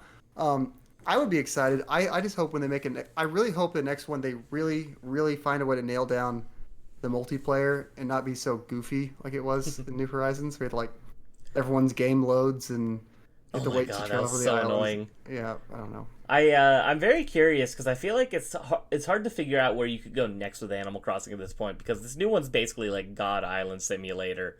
So I wonder where you could really go from there. Like, is it going to be like City Builder, like City Folk, but you build entire cities? I wonder. Yeah, I talked about this. I think my little sister and I were talking about this because she's big on Animal Crossing. I want the next Animal Crossing. I want to be able to be in not a server with your friends, but like a shared world with your friends, and you have like your village or your neighborhood that operates like Animal Crossing always does, but you can travel to a town and you can share like the city or the town with your friends, and y'all can like happenstance bump into each other in the city. That would be cool. Yeah, but it'll never happen because Nintendo hates anything that like is complicated at all for online stuff. So it would never do that. But That's. I think just more seamless multiplayer and being like bump into your friends like on the street in Animal Crossing would be really cool. That would be really cool. Yeah, like having like neighborhoods connected in a way. That could be something. Yep. But yeah, something about Animal Crossing, and like they nail all of the kind of like the holiday and just like the different like changing of the seasons. It's always been fun. I remember I was fascinated by that as a kid playing it one day, and all of a sudden there was snow. I was like, what? Yeah. Like I thought it was so cool. So or when you see the trees start to turn. So Making the I know stupid exactly. I'm snowman. from Arizona, so I'm like, what is this? What is this falling from the sky? You ever make the weird snowman where you make the top bigger than the bottom? He's like, "What have you done to me? I'm gonna be funny. laughed at." Oh my god. Wait. He actually like says that in the game. Yeah. If you make a normal snowman, he's like, "Thank you for creating me." But if you make him like a small base and a big top, he's like, "What have you done? I'm blasting me." You know, he's all like upset. That's great. Yeah. It's so funny. I totally forgot about that. Yeah. God, Animal Crossing's so great. Shout out. It's so good. It's so good. You know what I've been thinking about doing is it's been a long time since I played New Leaf, and I have a lot of fond memories of that too. So I've been thinking about starting a New Leaf save. Yeah, I always just default to going back to the original GameCube one. Me too. That's why I want to try to go back to either that or maybe like for a long time I Wild thought World, Wild get World. weird. Yeah. But because Wild World is definitely my most played Animal Crossing. I played that for hundreds and hundreds of hours as a kid. But part of me wonders if I wouldn't like it as much going back now because it's like it doesn't have the holidays, which is super weird, and there's like stuff missing like that. So You also and throw New around the Leaf, D-pad, which is nasty. and I often think about how one of the only times I've ever lost like a significant save file for me was New Leaf. Was one day my save file just corrupted out of the blue. Oh, wow. You know, hundreds of hours. It was just like the save file's corrupted. You can't play this anymore. It was like basically like a warning, like in big red text. I was like, no. And I remember I cried because I was so upset about it. And you know, this was high school times. I remember my girlfriend at the time was like very not understanding of it, and she thought I was being over dramatic, and that was like a turning point for that relationship. I was like, I can't be with this person. You're like, I was like, well, she does. all right, I was like, thank she you doesn't for understand. Dead. She doesn't know what I put into this town. I remember it really stuck with me. I was like, this bitch, like, she thinks that this is a game. It's not a game. This is my I life. think this is a game. I think this is a game. Well, that's all for me. I'm gonna go and play some more Animal Crossing's what does he say? Animal Crossing New Leaf on my Nintendo Leaf for my 3DS. Yeah. Gonna No, play it's some the more Animal Animal Crossing Crossing- New Leaf video game Yes, on my there, Nintendo I was about to 3DS say that. system. I was going to say that. Oh, Reggie, we miss you. Yeah. My All right, body is ready. who wants to go next? Who's got another fun level for us? I'll go knock out my other Mario one. So I was kind of trying to figure out what I wanted to do for like the ghost houses in Mario. I feel like ghost houses show up a lot. But a lot of times those levels frustrate me. So the one I settled on was Big Boo's Haunt for Mario 64. I have that on my list too. Yeah, Big Boo's Haunt's really fun. I think so. Like the ghost houses in like Super Mario World frustrate me and confuse me, but in this one, I feel like the weirdness of it kind of adds to it. It makes like the flow of the very strange flow to the level. It doesn't really make a whole lot of sense. But I think that kind of adds to it. And there's that room where you walk in. There's like the random eyeball just like sitting there that you run around and It blows up. yeah. And then there's like the basement area that has like the weird music and the carousel thing. I don't know. That level, it's not my favorite stage in Mario 64, but it also has like a really unique way to get to it. With like you have to like kill the Boo in the courtyard. The courtyard. And get the little actually you jump into the It's like a bird diorama. cage almost, yeah. Yeah, but it's it's a neat level. Not my favorite Mario 64 level, but definitely an interesting one. Famously has the piano that scared the lives of many children. Like the chomping piano. Yes. Yeah. When you're like, oh, there's a coin back there. Ah! Yeah. I think. Did you play Mario 64 DS? I had it as a kid, but I don't really remember it honestly. So I'm trying to remember how it works. I can't remember if you go from. I think you get Yoshi and then you get Mario, and then you save Luigi through Big Boo's Haunt. There's like a Luigi painting you jump into. Hell is real. And then you do like the Luigi level and you save Luigi, then you get Luigi as a character. Oh, interesting. Yeah. So Yeah, I really want to check out Mario 64 DS just because I know there's some added content that I've never seen. So there's 150 stars. I can't remember where they're all added. But rather than 120, there's 150. And then the character things, the character swapping's neat because they all play differently. But it doesn't control quite as well because there's not full 360 movement. I think it's 8 directional. very And strange. I tried playing it with the 3DS touchpad thing, or not touchpad, the little circle. What's it called? The 3DS Circle Circle Circle pad, pad yeah. throw. pad, and it doesn't. That doesn't give it full analog. You can like kind of fake it and think it's analog, but it's not But it's full not analog. the same, yeah. No. But yeah, shout out to Big Boo's Haunt. Like I said, I had that written down as well. I love that level. Very fun, very memorable. It's I love the like little weird outhouse you could get into to get to the basement. I always thought that was weird and interesting. And the outside of it's so open. It's just Oh, yeah. and it has just the best weird like navy black kind of skybox. It's very interesting, very strange level. I've always thought the boos are super fun. And I like the way that they the satisfaction of kicking them in Mario 64 is very fun. Yeah. The way they do like a backflip when you kick them and they fade away, very Yeah. fun. So, and you fight the giant one in the middle of the house. It's a very fun stage. One of my I know you say it's not your favorite. It's one of my favorite levels in Mario 64 for sure. So Nice. it's a great time. Any thoughts, Tyler? Not so much. I mean, Fair I enough. don't really. He's This like, guy's- actually, fuck Mario 64. It's Yeah, not who's Sonic Mario Adventure, 64? so we don't Never heard care. of Well, Yeah. Tyler, then give us another level that you love. Well, I'm gonna break the rules a little bit. All right, I'm getting a little spicy. Don't sign Spicy. off. But I'm gonna mention a game, and that game is Luigi's Mansion. I have that too. Alright. I was gonna cheat You and do? be like, just the mansion for Luigi's All right, Mansion. we're both cheating. The whole mansion. I mean, that game's just so good. The music. I never. The original's my favorite. Exactly. And then you got like Professor Egad coming up to you, and he's like, "Wish you," you know, something like that. The weird like record scratch noise. It's like, but however, you know, that game's just great. And then I got a lot of like personal memories with that game too, like some like core memories in my head. It was with playing that game with my dad, and I remember that was the first time he went and bought like a strategy guide when you had to find all the boos in that game and all that. That was actually just- pretty tough. That's the hard one without if you don't know where you're looking. Yeah. And then I mean, like, if that's not spooky enough, that game has a whole creepypasta for you with the whole Luigi's shadow and all that, you know, hanging Oh yeah, the himself hanging over there. Luigi in that Yeah. one room. But yeah, and then I don't know, just I feel like a lot of those boss fights are memorable. Specifically for me, it's like the baby one. I don't know why that one Oh, just yeah. kind of like sticks out to me.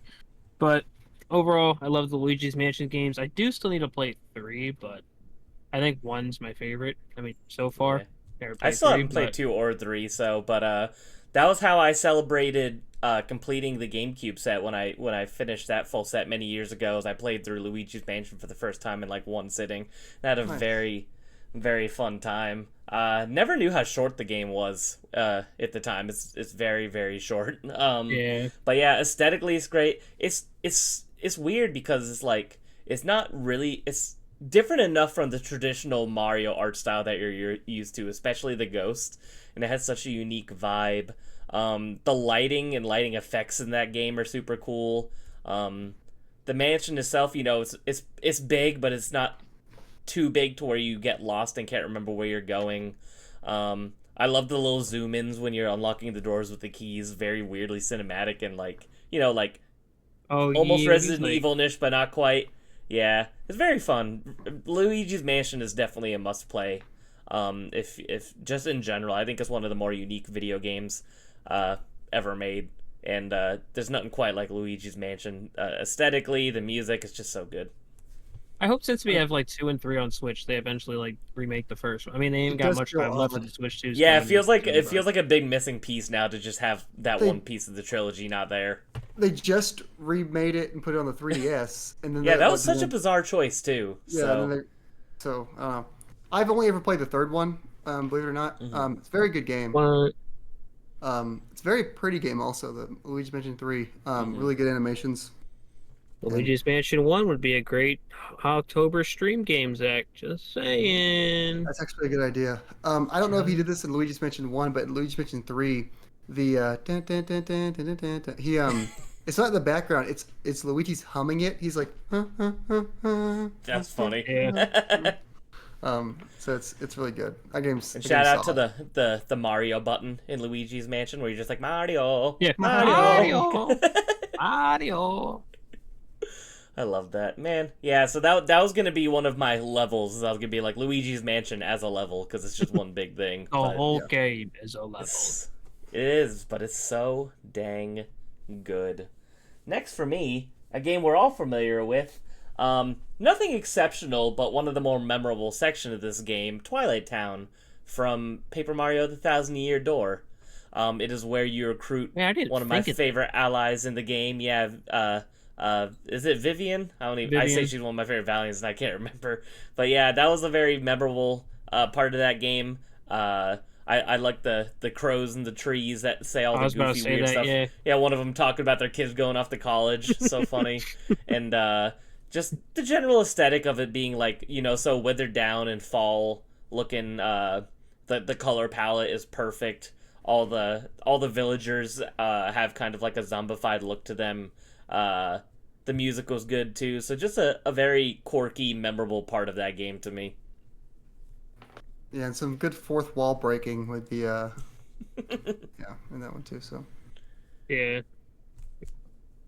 Talking to the crows was the best part.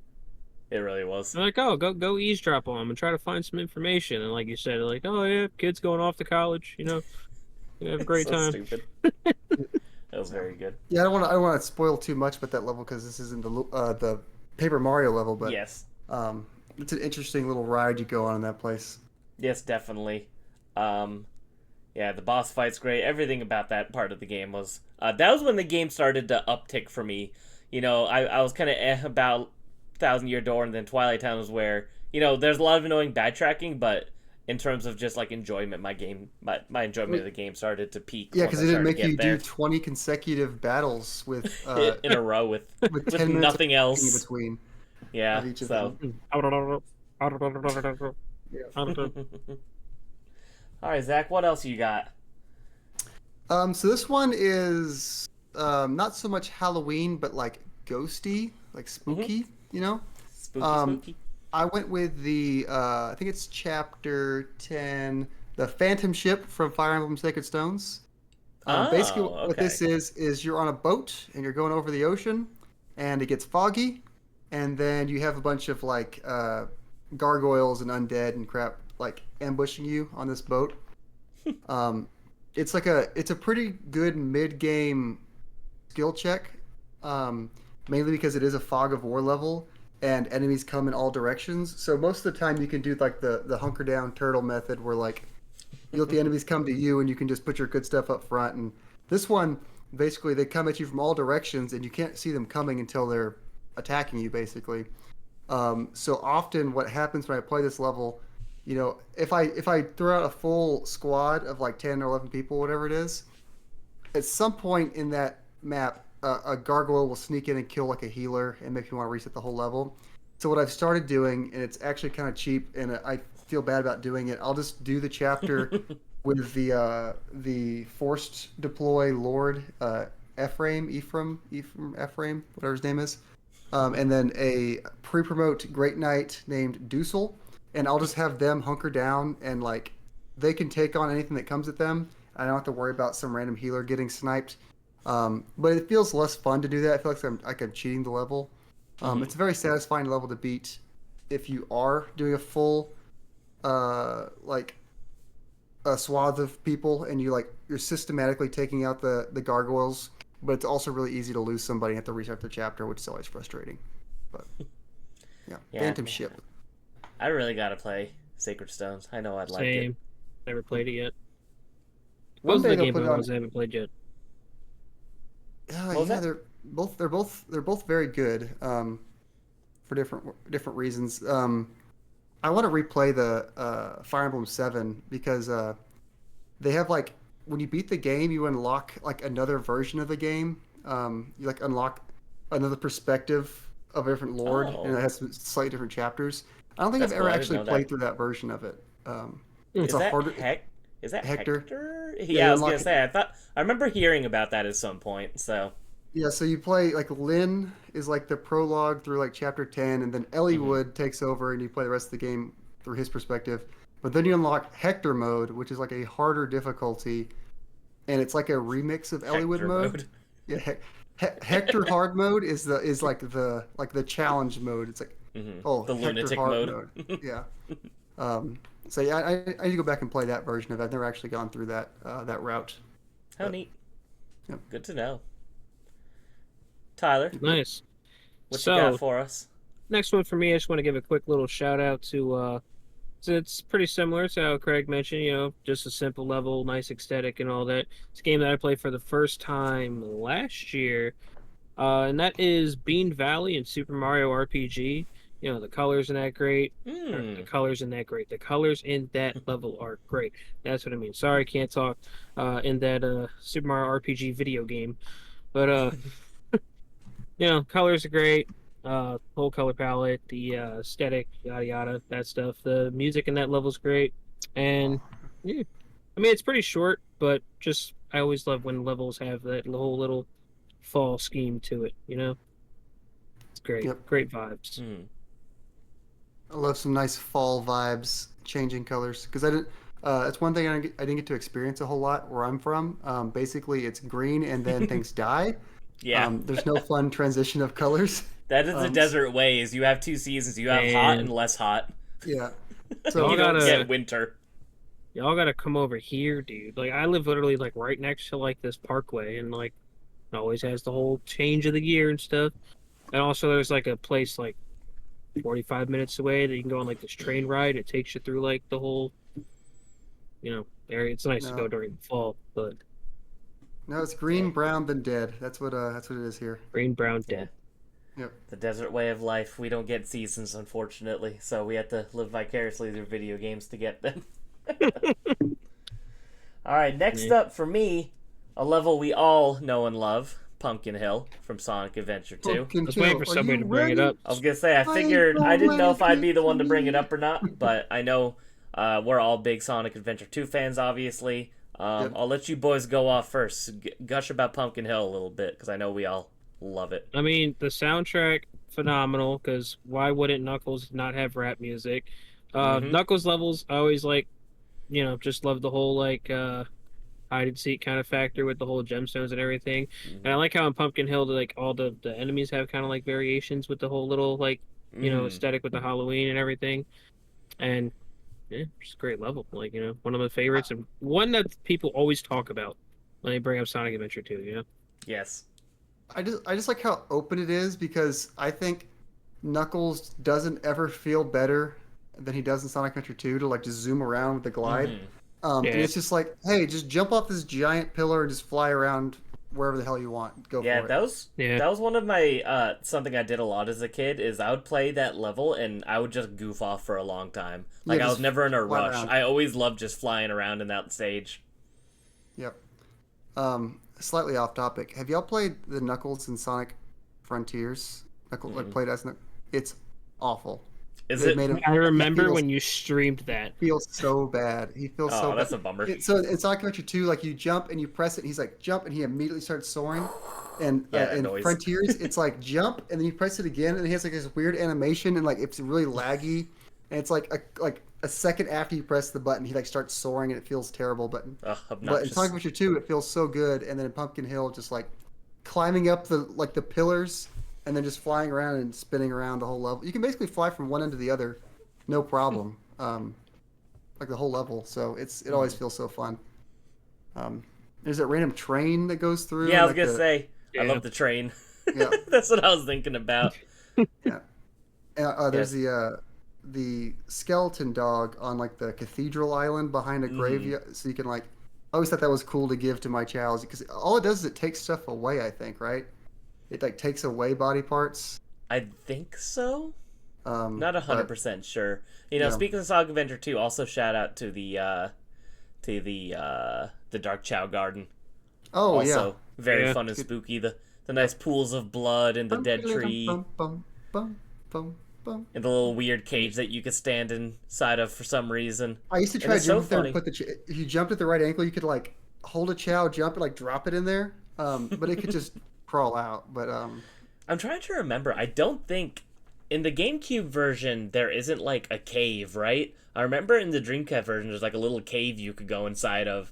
And I remember that was so weird to me when I played the GameCube version for the first time because I was like, where's my hangout cave where I hang out with all the bad boy chows? that was Very funny memorable. because I only played the GameCube version, and then like years later, I discovered that the Dreamcube Dreamcast Shadow Gardens were different, and I The just GameCube assumed video game system. Yeah, the Dreamcube video game system. I just assumed those were fake. I was like, oh, someone made like a custom like Chow Garden. That's cool.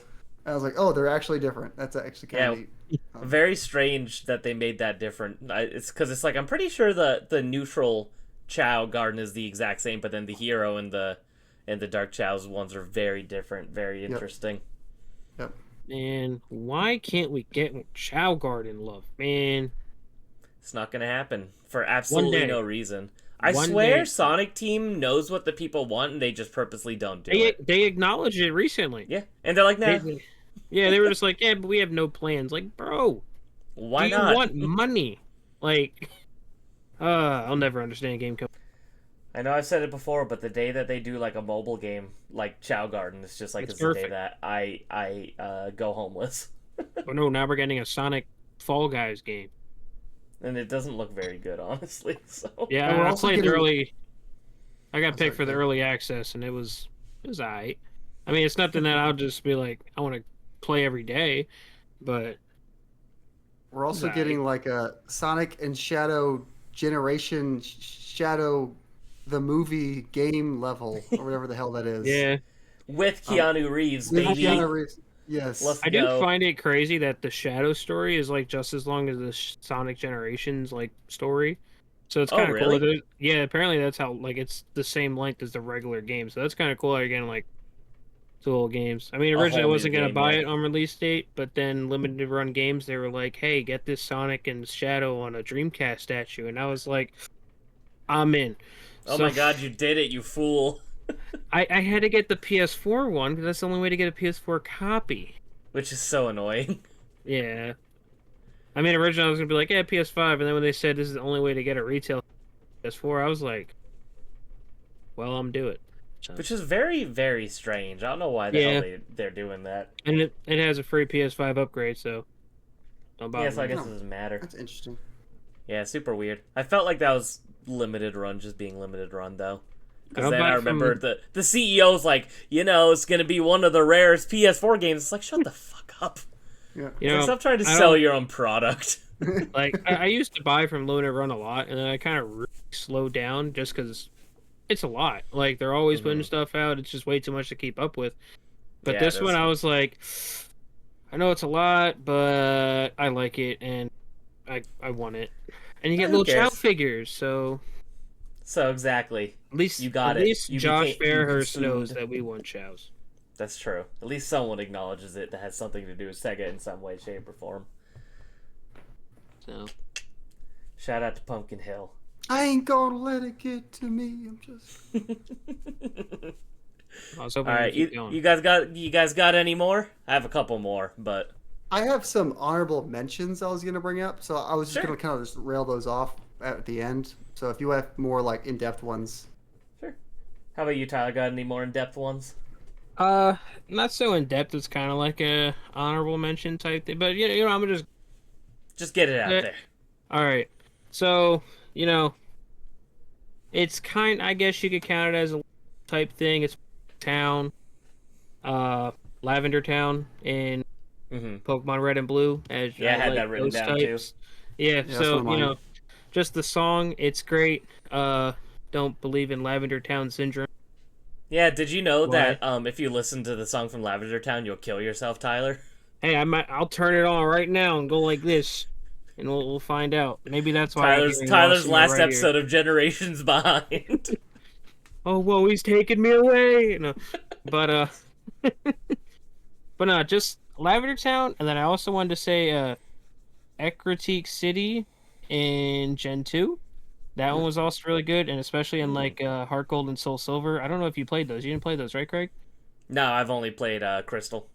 So they have like a nice little cutscene. Ho-Oh flies in, goes around the Oh, tower, cool. all that. Yep. And you got the whole fall theme around it, and it's pretty cool knowing the lore of the bell tower and how, like, Suicune, Raikou, and Entei, they were originally Vaporeon, Jolteon, and Flareon, and then they burned down in the building, and then they became legendaries, essentially, because Ho-Oh revived them.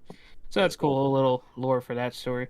Mhm. And then also, I wanted to mention in Gen 5 Pokemon Black and White, they actually had season changes. So the game's seasons would change and the whole That's game cool. would kind of I change. didn't know that. They threw that in because they had a Deerling. Deerling You had went quiet. yeah, I know, I seen. I wonder if it's Sorry. going too close. But Or so it's because Deerling your kinda- computer is 20 years old. That also might be part of the Listen, problem. the problem will be fixed soon. But yeah, so Generation 5 having the whole season thing is a season. It's always cool. You know Yeah. what? Maybe that's something I should try to make a priority. Is people love Gen 5 and I've never touched it. So Gen 5 is good because it's kind of like a reboot to the series. How like you Yep. only find Gen 5 Pokemon. yeah, I like Yeah, that it's- idea that it's like only new And- stuff. I think that's kind of cool. It's interesting too because there's so many like clear like parallels of like there's like Hitmonchan and Hitmonlee, then there's Sock and Throw, and then there's like I put myself on the spot, but like basically like every Pokemon in Gen 1 there's like this like alternate version of Gen 5 that they're almost like calling back to the Interesting. Gen I 1 didn't Pokemon. even know that was the thing. But like now I'm thinking, I'm Yeah. like, yeah, like there's Grimer and Trubbish, both garbage kind of. So it's kind of interesting. Yep. And I Yeah. think there's also 151 of them as well. Oh, I think. that's cool. Or 150. It's about the same number. Cool. So Yeah, Gen Yeah, I 5 need is to check pretty those out. neat. And then I had one other thing I wanted to say about Gen 5 and I totally like forgot. Oh, But I'm sorry. yeah, no, you're fine. You're fine. I was If gonna remember it, say I'll just shoot it off, but... I Lavender Town, like I said, that was one of mine as well. I was gonna bring up. I love that that's the only part of the game, at least I'm aware of, where you fight not Pokemon. How you just fight the weird ghosts inside of the tower. I always thought that was really neat and interesting. I remember being a kid playing through the game, and I just, you needed the Silph Scope to get past the ghost. Mhm. And then he's just like, oh, you try to catch him, and he's just like, nope, you can't do that. And I'm just like, how do I get past this? Great. Yeah, Lavender Town is very memorable. Walking through all the weird like tower graveyard, very interesting, very strange part of a children's game for sure. Yeah, how I said about Gen 5, this is like TCG related kind of, and Craig, I know me and you are both into the Pokemon TCG. So the black and white TCG, it was funny because since it was only like black and white Pokemon, the set was all, Pokemon from Gen 5, but then the Mhm. secret rare card was Pikachu. Like, that's all it was. Just a basic Pikachu was the hardest card to pull. It was That's harder so to pull funny. than the full art legendaries, and it was just a basic Pikachu card. How funny! I didn't know about that.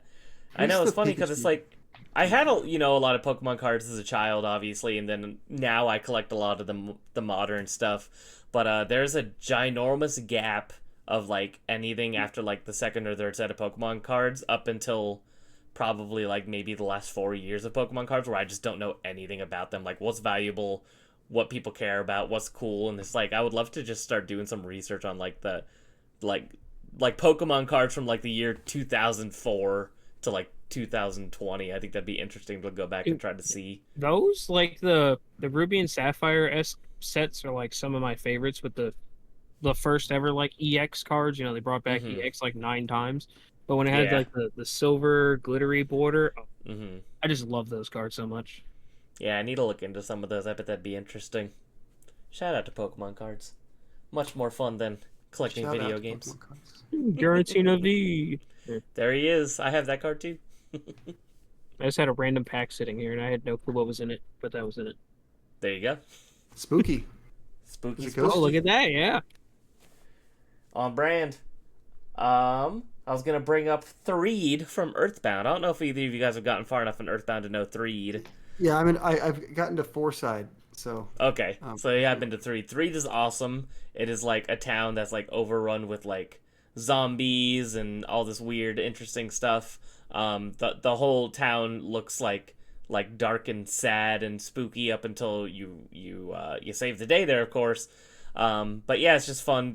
You fight like a haunted circus tent. There's just all these weird, random Earthboundy kind of things going on. Has some fun spooky music. You follow a hooker to her hotel room to progress that part of the game. Very interesting, very fun. So wanted to bring up Threed. I also wanted to bring up the Bottom of the Well from Ocarina of Time. When I was a kid, I definitely was pretty creeped out by that part of the game, especially that weird monster, I always forget its name, the weird, white monster with like the hanging mouth that crawls from under the ground Oh, like this. yeah, I think it's disgusting. It's like covered in blood stains. I forget his name, but that thing terrified I'll me as a Google it child. Yes, I need to know the name, but if you played Ocarina of Time, you know what I'm talking about.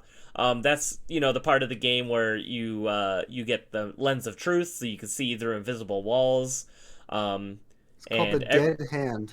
Yes, the Dead Hand. And, just overall a very grim, spooky atmosphere. There's these weird abstract paintings on the walls. Everything looks very decrepit and old and moldy and just very, very cool, spooky area in a not spooky game. So, shout out to the bottom of the well in Ocarina of Time. Cause, Bongo, best Ocarina of Time villain. Boss. yes, I was Just going to saying. say, the Shadow Temple... also very similar, but there's something about the bottom of the wall that's much more like horror adjacent in my mind, especially since you go there as a child, and it's like, that little Link must be shitting his britches when he's in that part of the game, so. And then I know you have your honorable mentions, Zach. I'll bring up my last one so you can go through those, but the last one, I wanted to bring up the Nightmare Before Christmas level in Kingdom Hearts. Very I was waiting for you blatant. to bring that up. I was gonna say very blatant, but I do love that. When I was a kid, I thought that was the coolest thing ever, that there's Nightmare Before Christmas stage, because I didn't really know that it was associated with Disney when I was that little, so I thought that it was just a cool thing that happened to be in that game. Yeah.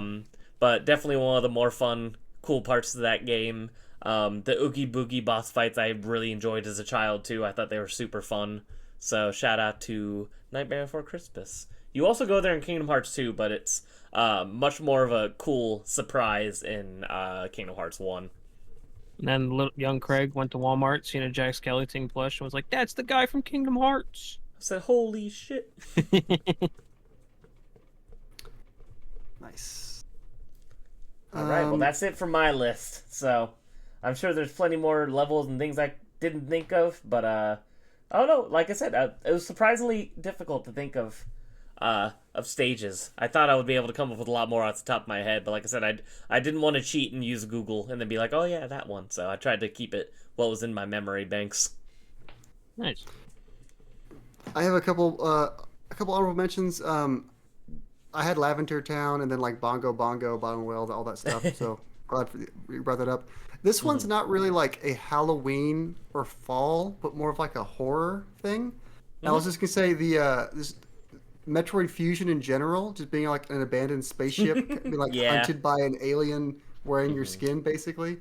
A game has some pretty creepy moments. Which Yeah, when I was a child, that was the only Metroid game I had as a kid, and I remember being very intimidated anytime the other like evil. I don't know if they have a proper name, but like the evil Samus, I think it's whatever. the was on SAS, I screen. think, or something like that. Yeah, SAS? when I was a kid, I remember being kind of spooked whenever they would show up. Yep, they're because they're just like much more powerful than you the whole game. Yeah. And they're just moving, walking very slowly until they notice you. Then they go super fast, and you're like, ah! It's all. You It's all. wanna- It's, Go ahead. oh, go ahead. I was gonna say Okay, I was it's just- scary when you have to. Oh, damn it! I'll go real quick. I'll be fast. I was gonna say it's when you see that the SAX has been somewhere and you like follow it into where it's going. You're like, oh god, what am I about to get into? And It, you're like, blew you don't want to get too close. Yeah, it like blew a hole in the wall. Like I guess I'll follow the hole in the wall that it went to. But Yeah, just the thing I want to say real quick. It's not really retro, but well, it's not retro, but dude, one scary thing is when you have an Emmy tailing you in Metroid Dread, and that thing is just straight up on your ass. You're like, no, no, Yep. no, no, no, no, get away, get away, get away. the enemies are scary, and then you get the Yes. you have like the chance to parry it, and then you mess it up, and you have like the limp arm. You just kind of like slap it, and then it just stabs you in the head. Like, oh no. That's always very funny. Yes. And then I had three that weren't retro, but I thought I just kind of wanted to bring them up, and they kind of hit like a different like band spectrum of like Halloweeniness. The first one was in Mario Odyssey, the Cap Kingdom. I just think that's an interesting choice of a first level of a Mario game. It's Oh, yeah. very gray and like dreary, and it's just kind of I don't know. I thought it was an interesting choice. Odyssey there. was so good. Yes. Odyssey is so good. And then for the Halloweeny actual proper shout out, Pumpkin Jack. I mentioned it earlier.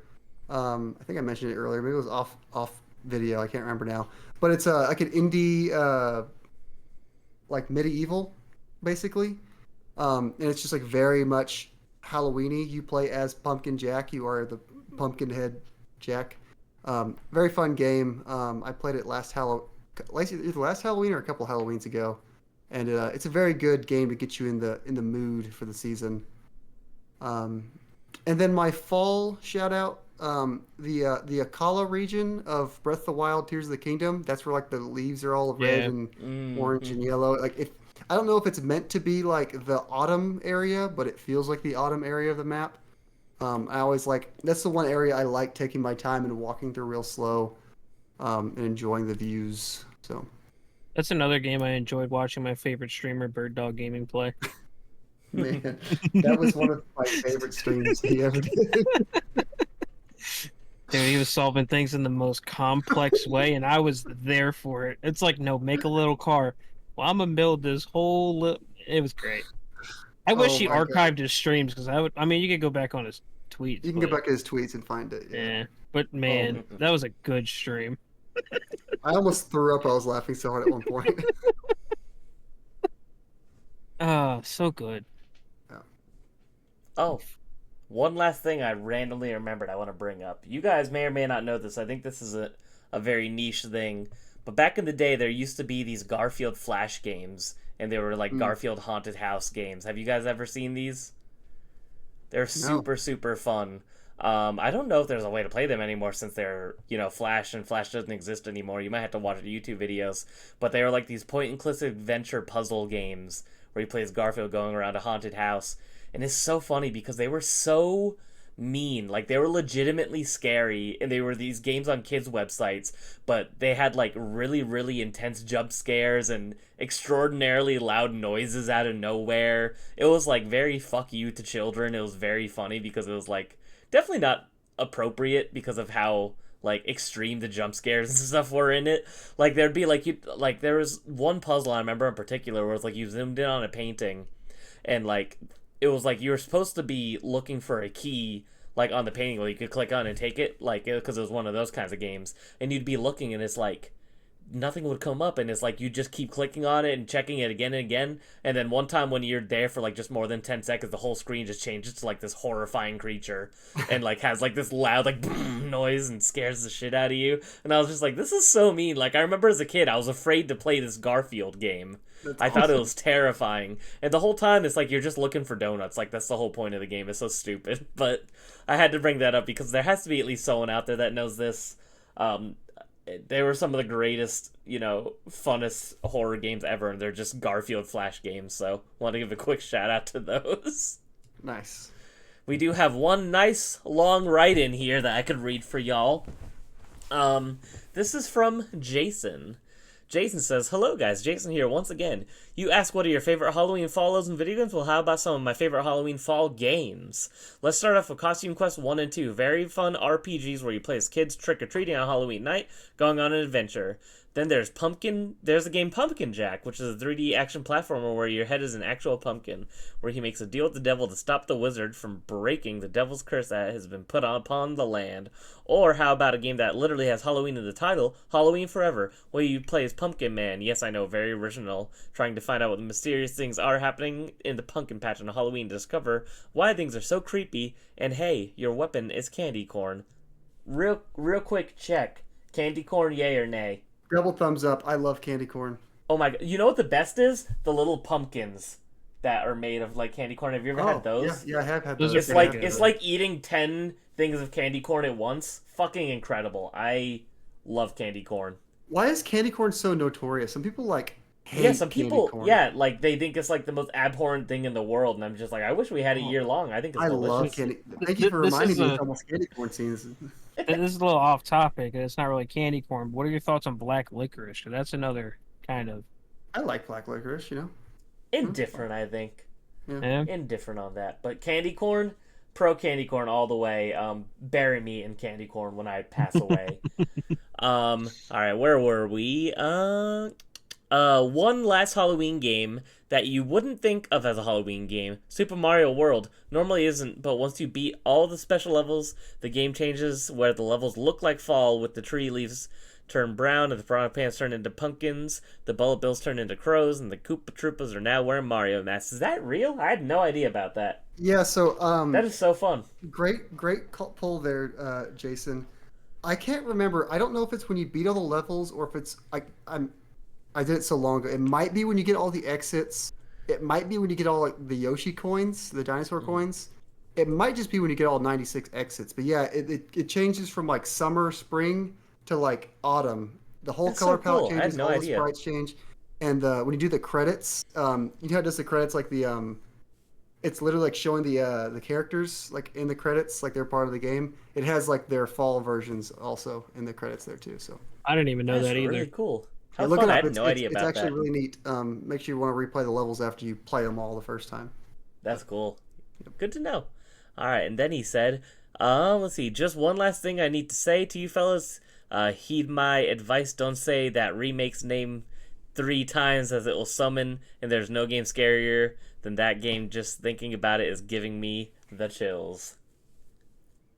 Final Fantasy VII Rebirth. Final Fantasy VII Rebirth. Oh, Final Fantasy turning VII off. Rebirth. Ah! Sephiroth appears behind you and stabs you. Dun, dun, dun, Bum, bum. So that was That fun. would be- Yes. What if I just Sorry. got assassinated by Sephiroth when I did that? Just Oh, just hanging from Tyler. my ceiling. Tyler, you played I yourself. signed off and it just like, Now your Well- focus is just ruined. oh, there we you go. go. Now we're good. I say you said it 3 times and it got my camera, not the game. That's true. So yes, those are some of our favorite fall / Halloween / spooky levels. Zach, you have any closing thoughts on the topic? No, other than I'm glad it's October. I'm excited for this part of the year. It's my favorite part of the year. Best weather, best sports, best video games coming out. It's overall just I'm happiest when it's this part of the year. Yes, I know. I saw Silent Hill 2 remake getting wonderful reviews. Yeah, So that now was Yeah. surprising because the I game am. was like It didn't look that great originally. Yeah. So but now I'm tempted to check it out because I've always been interested in Silent Hill. So Never played many any of them. games I want to check So- out. I know, because I'm like, well, Metaphor comes out a few days later, so I guess I'm not getting Silent Hill 2 because Yeah, Metaphor, Silent Too Hill many games 2, to buy. Dragon Ball next week for me personally. yeah, that's true. I forgot about that. Like, at the end of the So many month, I got games. East 10 for. Busy man. Tyler, any closing Man. thoughts on fall, Halloween, spooky Um, levels? I mean, one of my favorite times of the year. Like Zach said, great weather, great sports. Go Saints. I don't like the Eagles, even though I'm from Pennsylvania. Just saying. And yeah, one last thing is always remember that. I am the Oracle. All right, and that's all. All right. Now that was scary. It's Ah! Ah! Ah. Yes, there's trying to decide because obviously, next episode that we do of this show, make sure you all play along. We're gonna be playing Clock Tower. But I've been trying to decide what other kind of scary game I want to play. Like I said, I don't know if I want to do Silent Hill 2 because I'm trying to save my new game money for Metaphor. But maybe I'll finally try Luigi's Mansion 2 since I haven't played that yet. I never played the Dead Space remake from the other year, and I heard that was a fantastic remake. So And it might be it might have been a PS Plus game. You might have that in your I library. was gonna say it's gonna be. I already own it physically, actually. So Oh, okay. so either way, but because I haven't played Dead Space the first Dead Space since it came out originally. I played it way back in the day, and I loved it. You know about so. the foam finger gun or whatever? Mm-mm. I don't remember if it's like if you get everything or something or just for beating the game, but then you unlock like a foam finger gun. Like it's just a giant foam finger. It's like pew That's pew. funny. Yeah, it's pretty cool. That's fun. I love when games do unlockables like that. Like more games didn't do that. Now it's like 49 cents. Like Oh, not 49 cents. But yeah, how do you guys plan on playing Clock Tower? What's going to be your approach? I am going to play it on my 3DS just because that sounds like fun. Played on this guy. There you go. I mean, I was gonna play it on my Steam Deck, but I know. I part of me is bummed that for our episode we don't get to play the remake, but I kind of like playing the original version sometimes too for our episodes, so Yep. have a bit more of an authentic experience. That'd be a really cool game to get physically, actually. Super Famicom cart. in box of see, we the original could- Clock Tower. Has some of the we- coolest box art ever. We play the original, and then like sometime from now, we play the remake, and then we compare it for an episode. There you go. True, but I don't really think it's a remake. I think it's more of this. It is the Famicom game, but like they added cutscenes and stuff, like Oh. animations and things. So, but I think the game itself is the same as far as I'm aware. Interesting. I'm very excited to play it. I know about Clock Tower because way back when, there was a very famous JonTron video on it back when he actually used to talk about video games. So that's how I discovered Clock Tower back in the day. But So if that that's man has Clock not- Tower, what is the PS1 Clock Tower called over there? I don't know. Much No, of- I think it is No. Clock Tower too, because I think all of our clock towers are like one number behind. Like I think theirs are actually called Clock Tower 2, then Clock Tower 3, then Clock Tower 4. Mm, And then I do believe that the original Clock Tower is on PS1 there as well, and it's called Clock Tower, like the first haunt or something like that. So interesting. Very I have Clock interesting. Tower 3, I think. PS2 yeah, that's one? a PS2 game, right? Yeah. Have you ever played it? No. Sitting true. over Why- there somewhere why- up I here. was like, why would you play your games? That would be Listen, foolish. That I was a bought it silly one thing for you to time. I ask. put it there, and that's been its house. You're like, It's it home. hasn't moved in 4 years. Yeah. I went to a convention and I was like, wow, I always wanted Clock Tower 3, the video game, so I bought it. For the PlayStation 2 family of systems. Alright, boys. It's been a fun one. And I think that this about wraps up this episode. So make sure you go ahead and play Clock Tower right Woo! in. That was pretty scary. And we thank you all for listening and commenting. Make sure you share it with your friend, your coworker, your grandma. I'm sure they'll all love it. And we will see you all in 2 weeks. Ooh.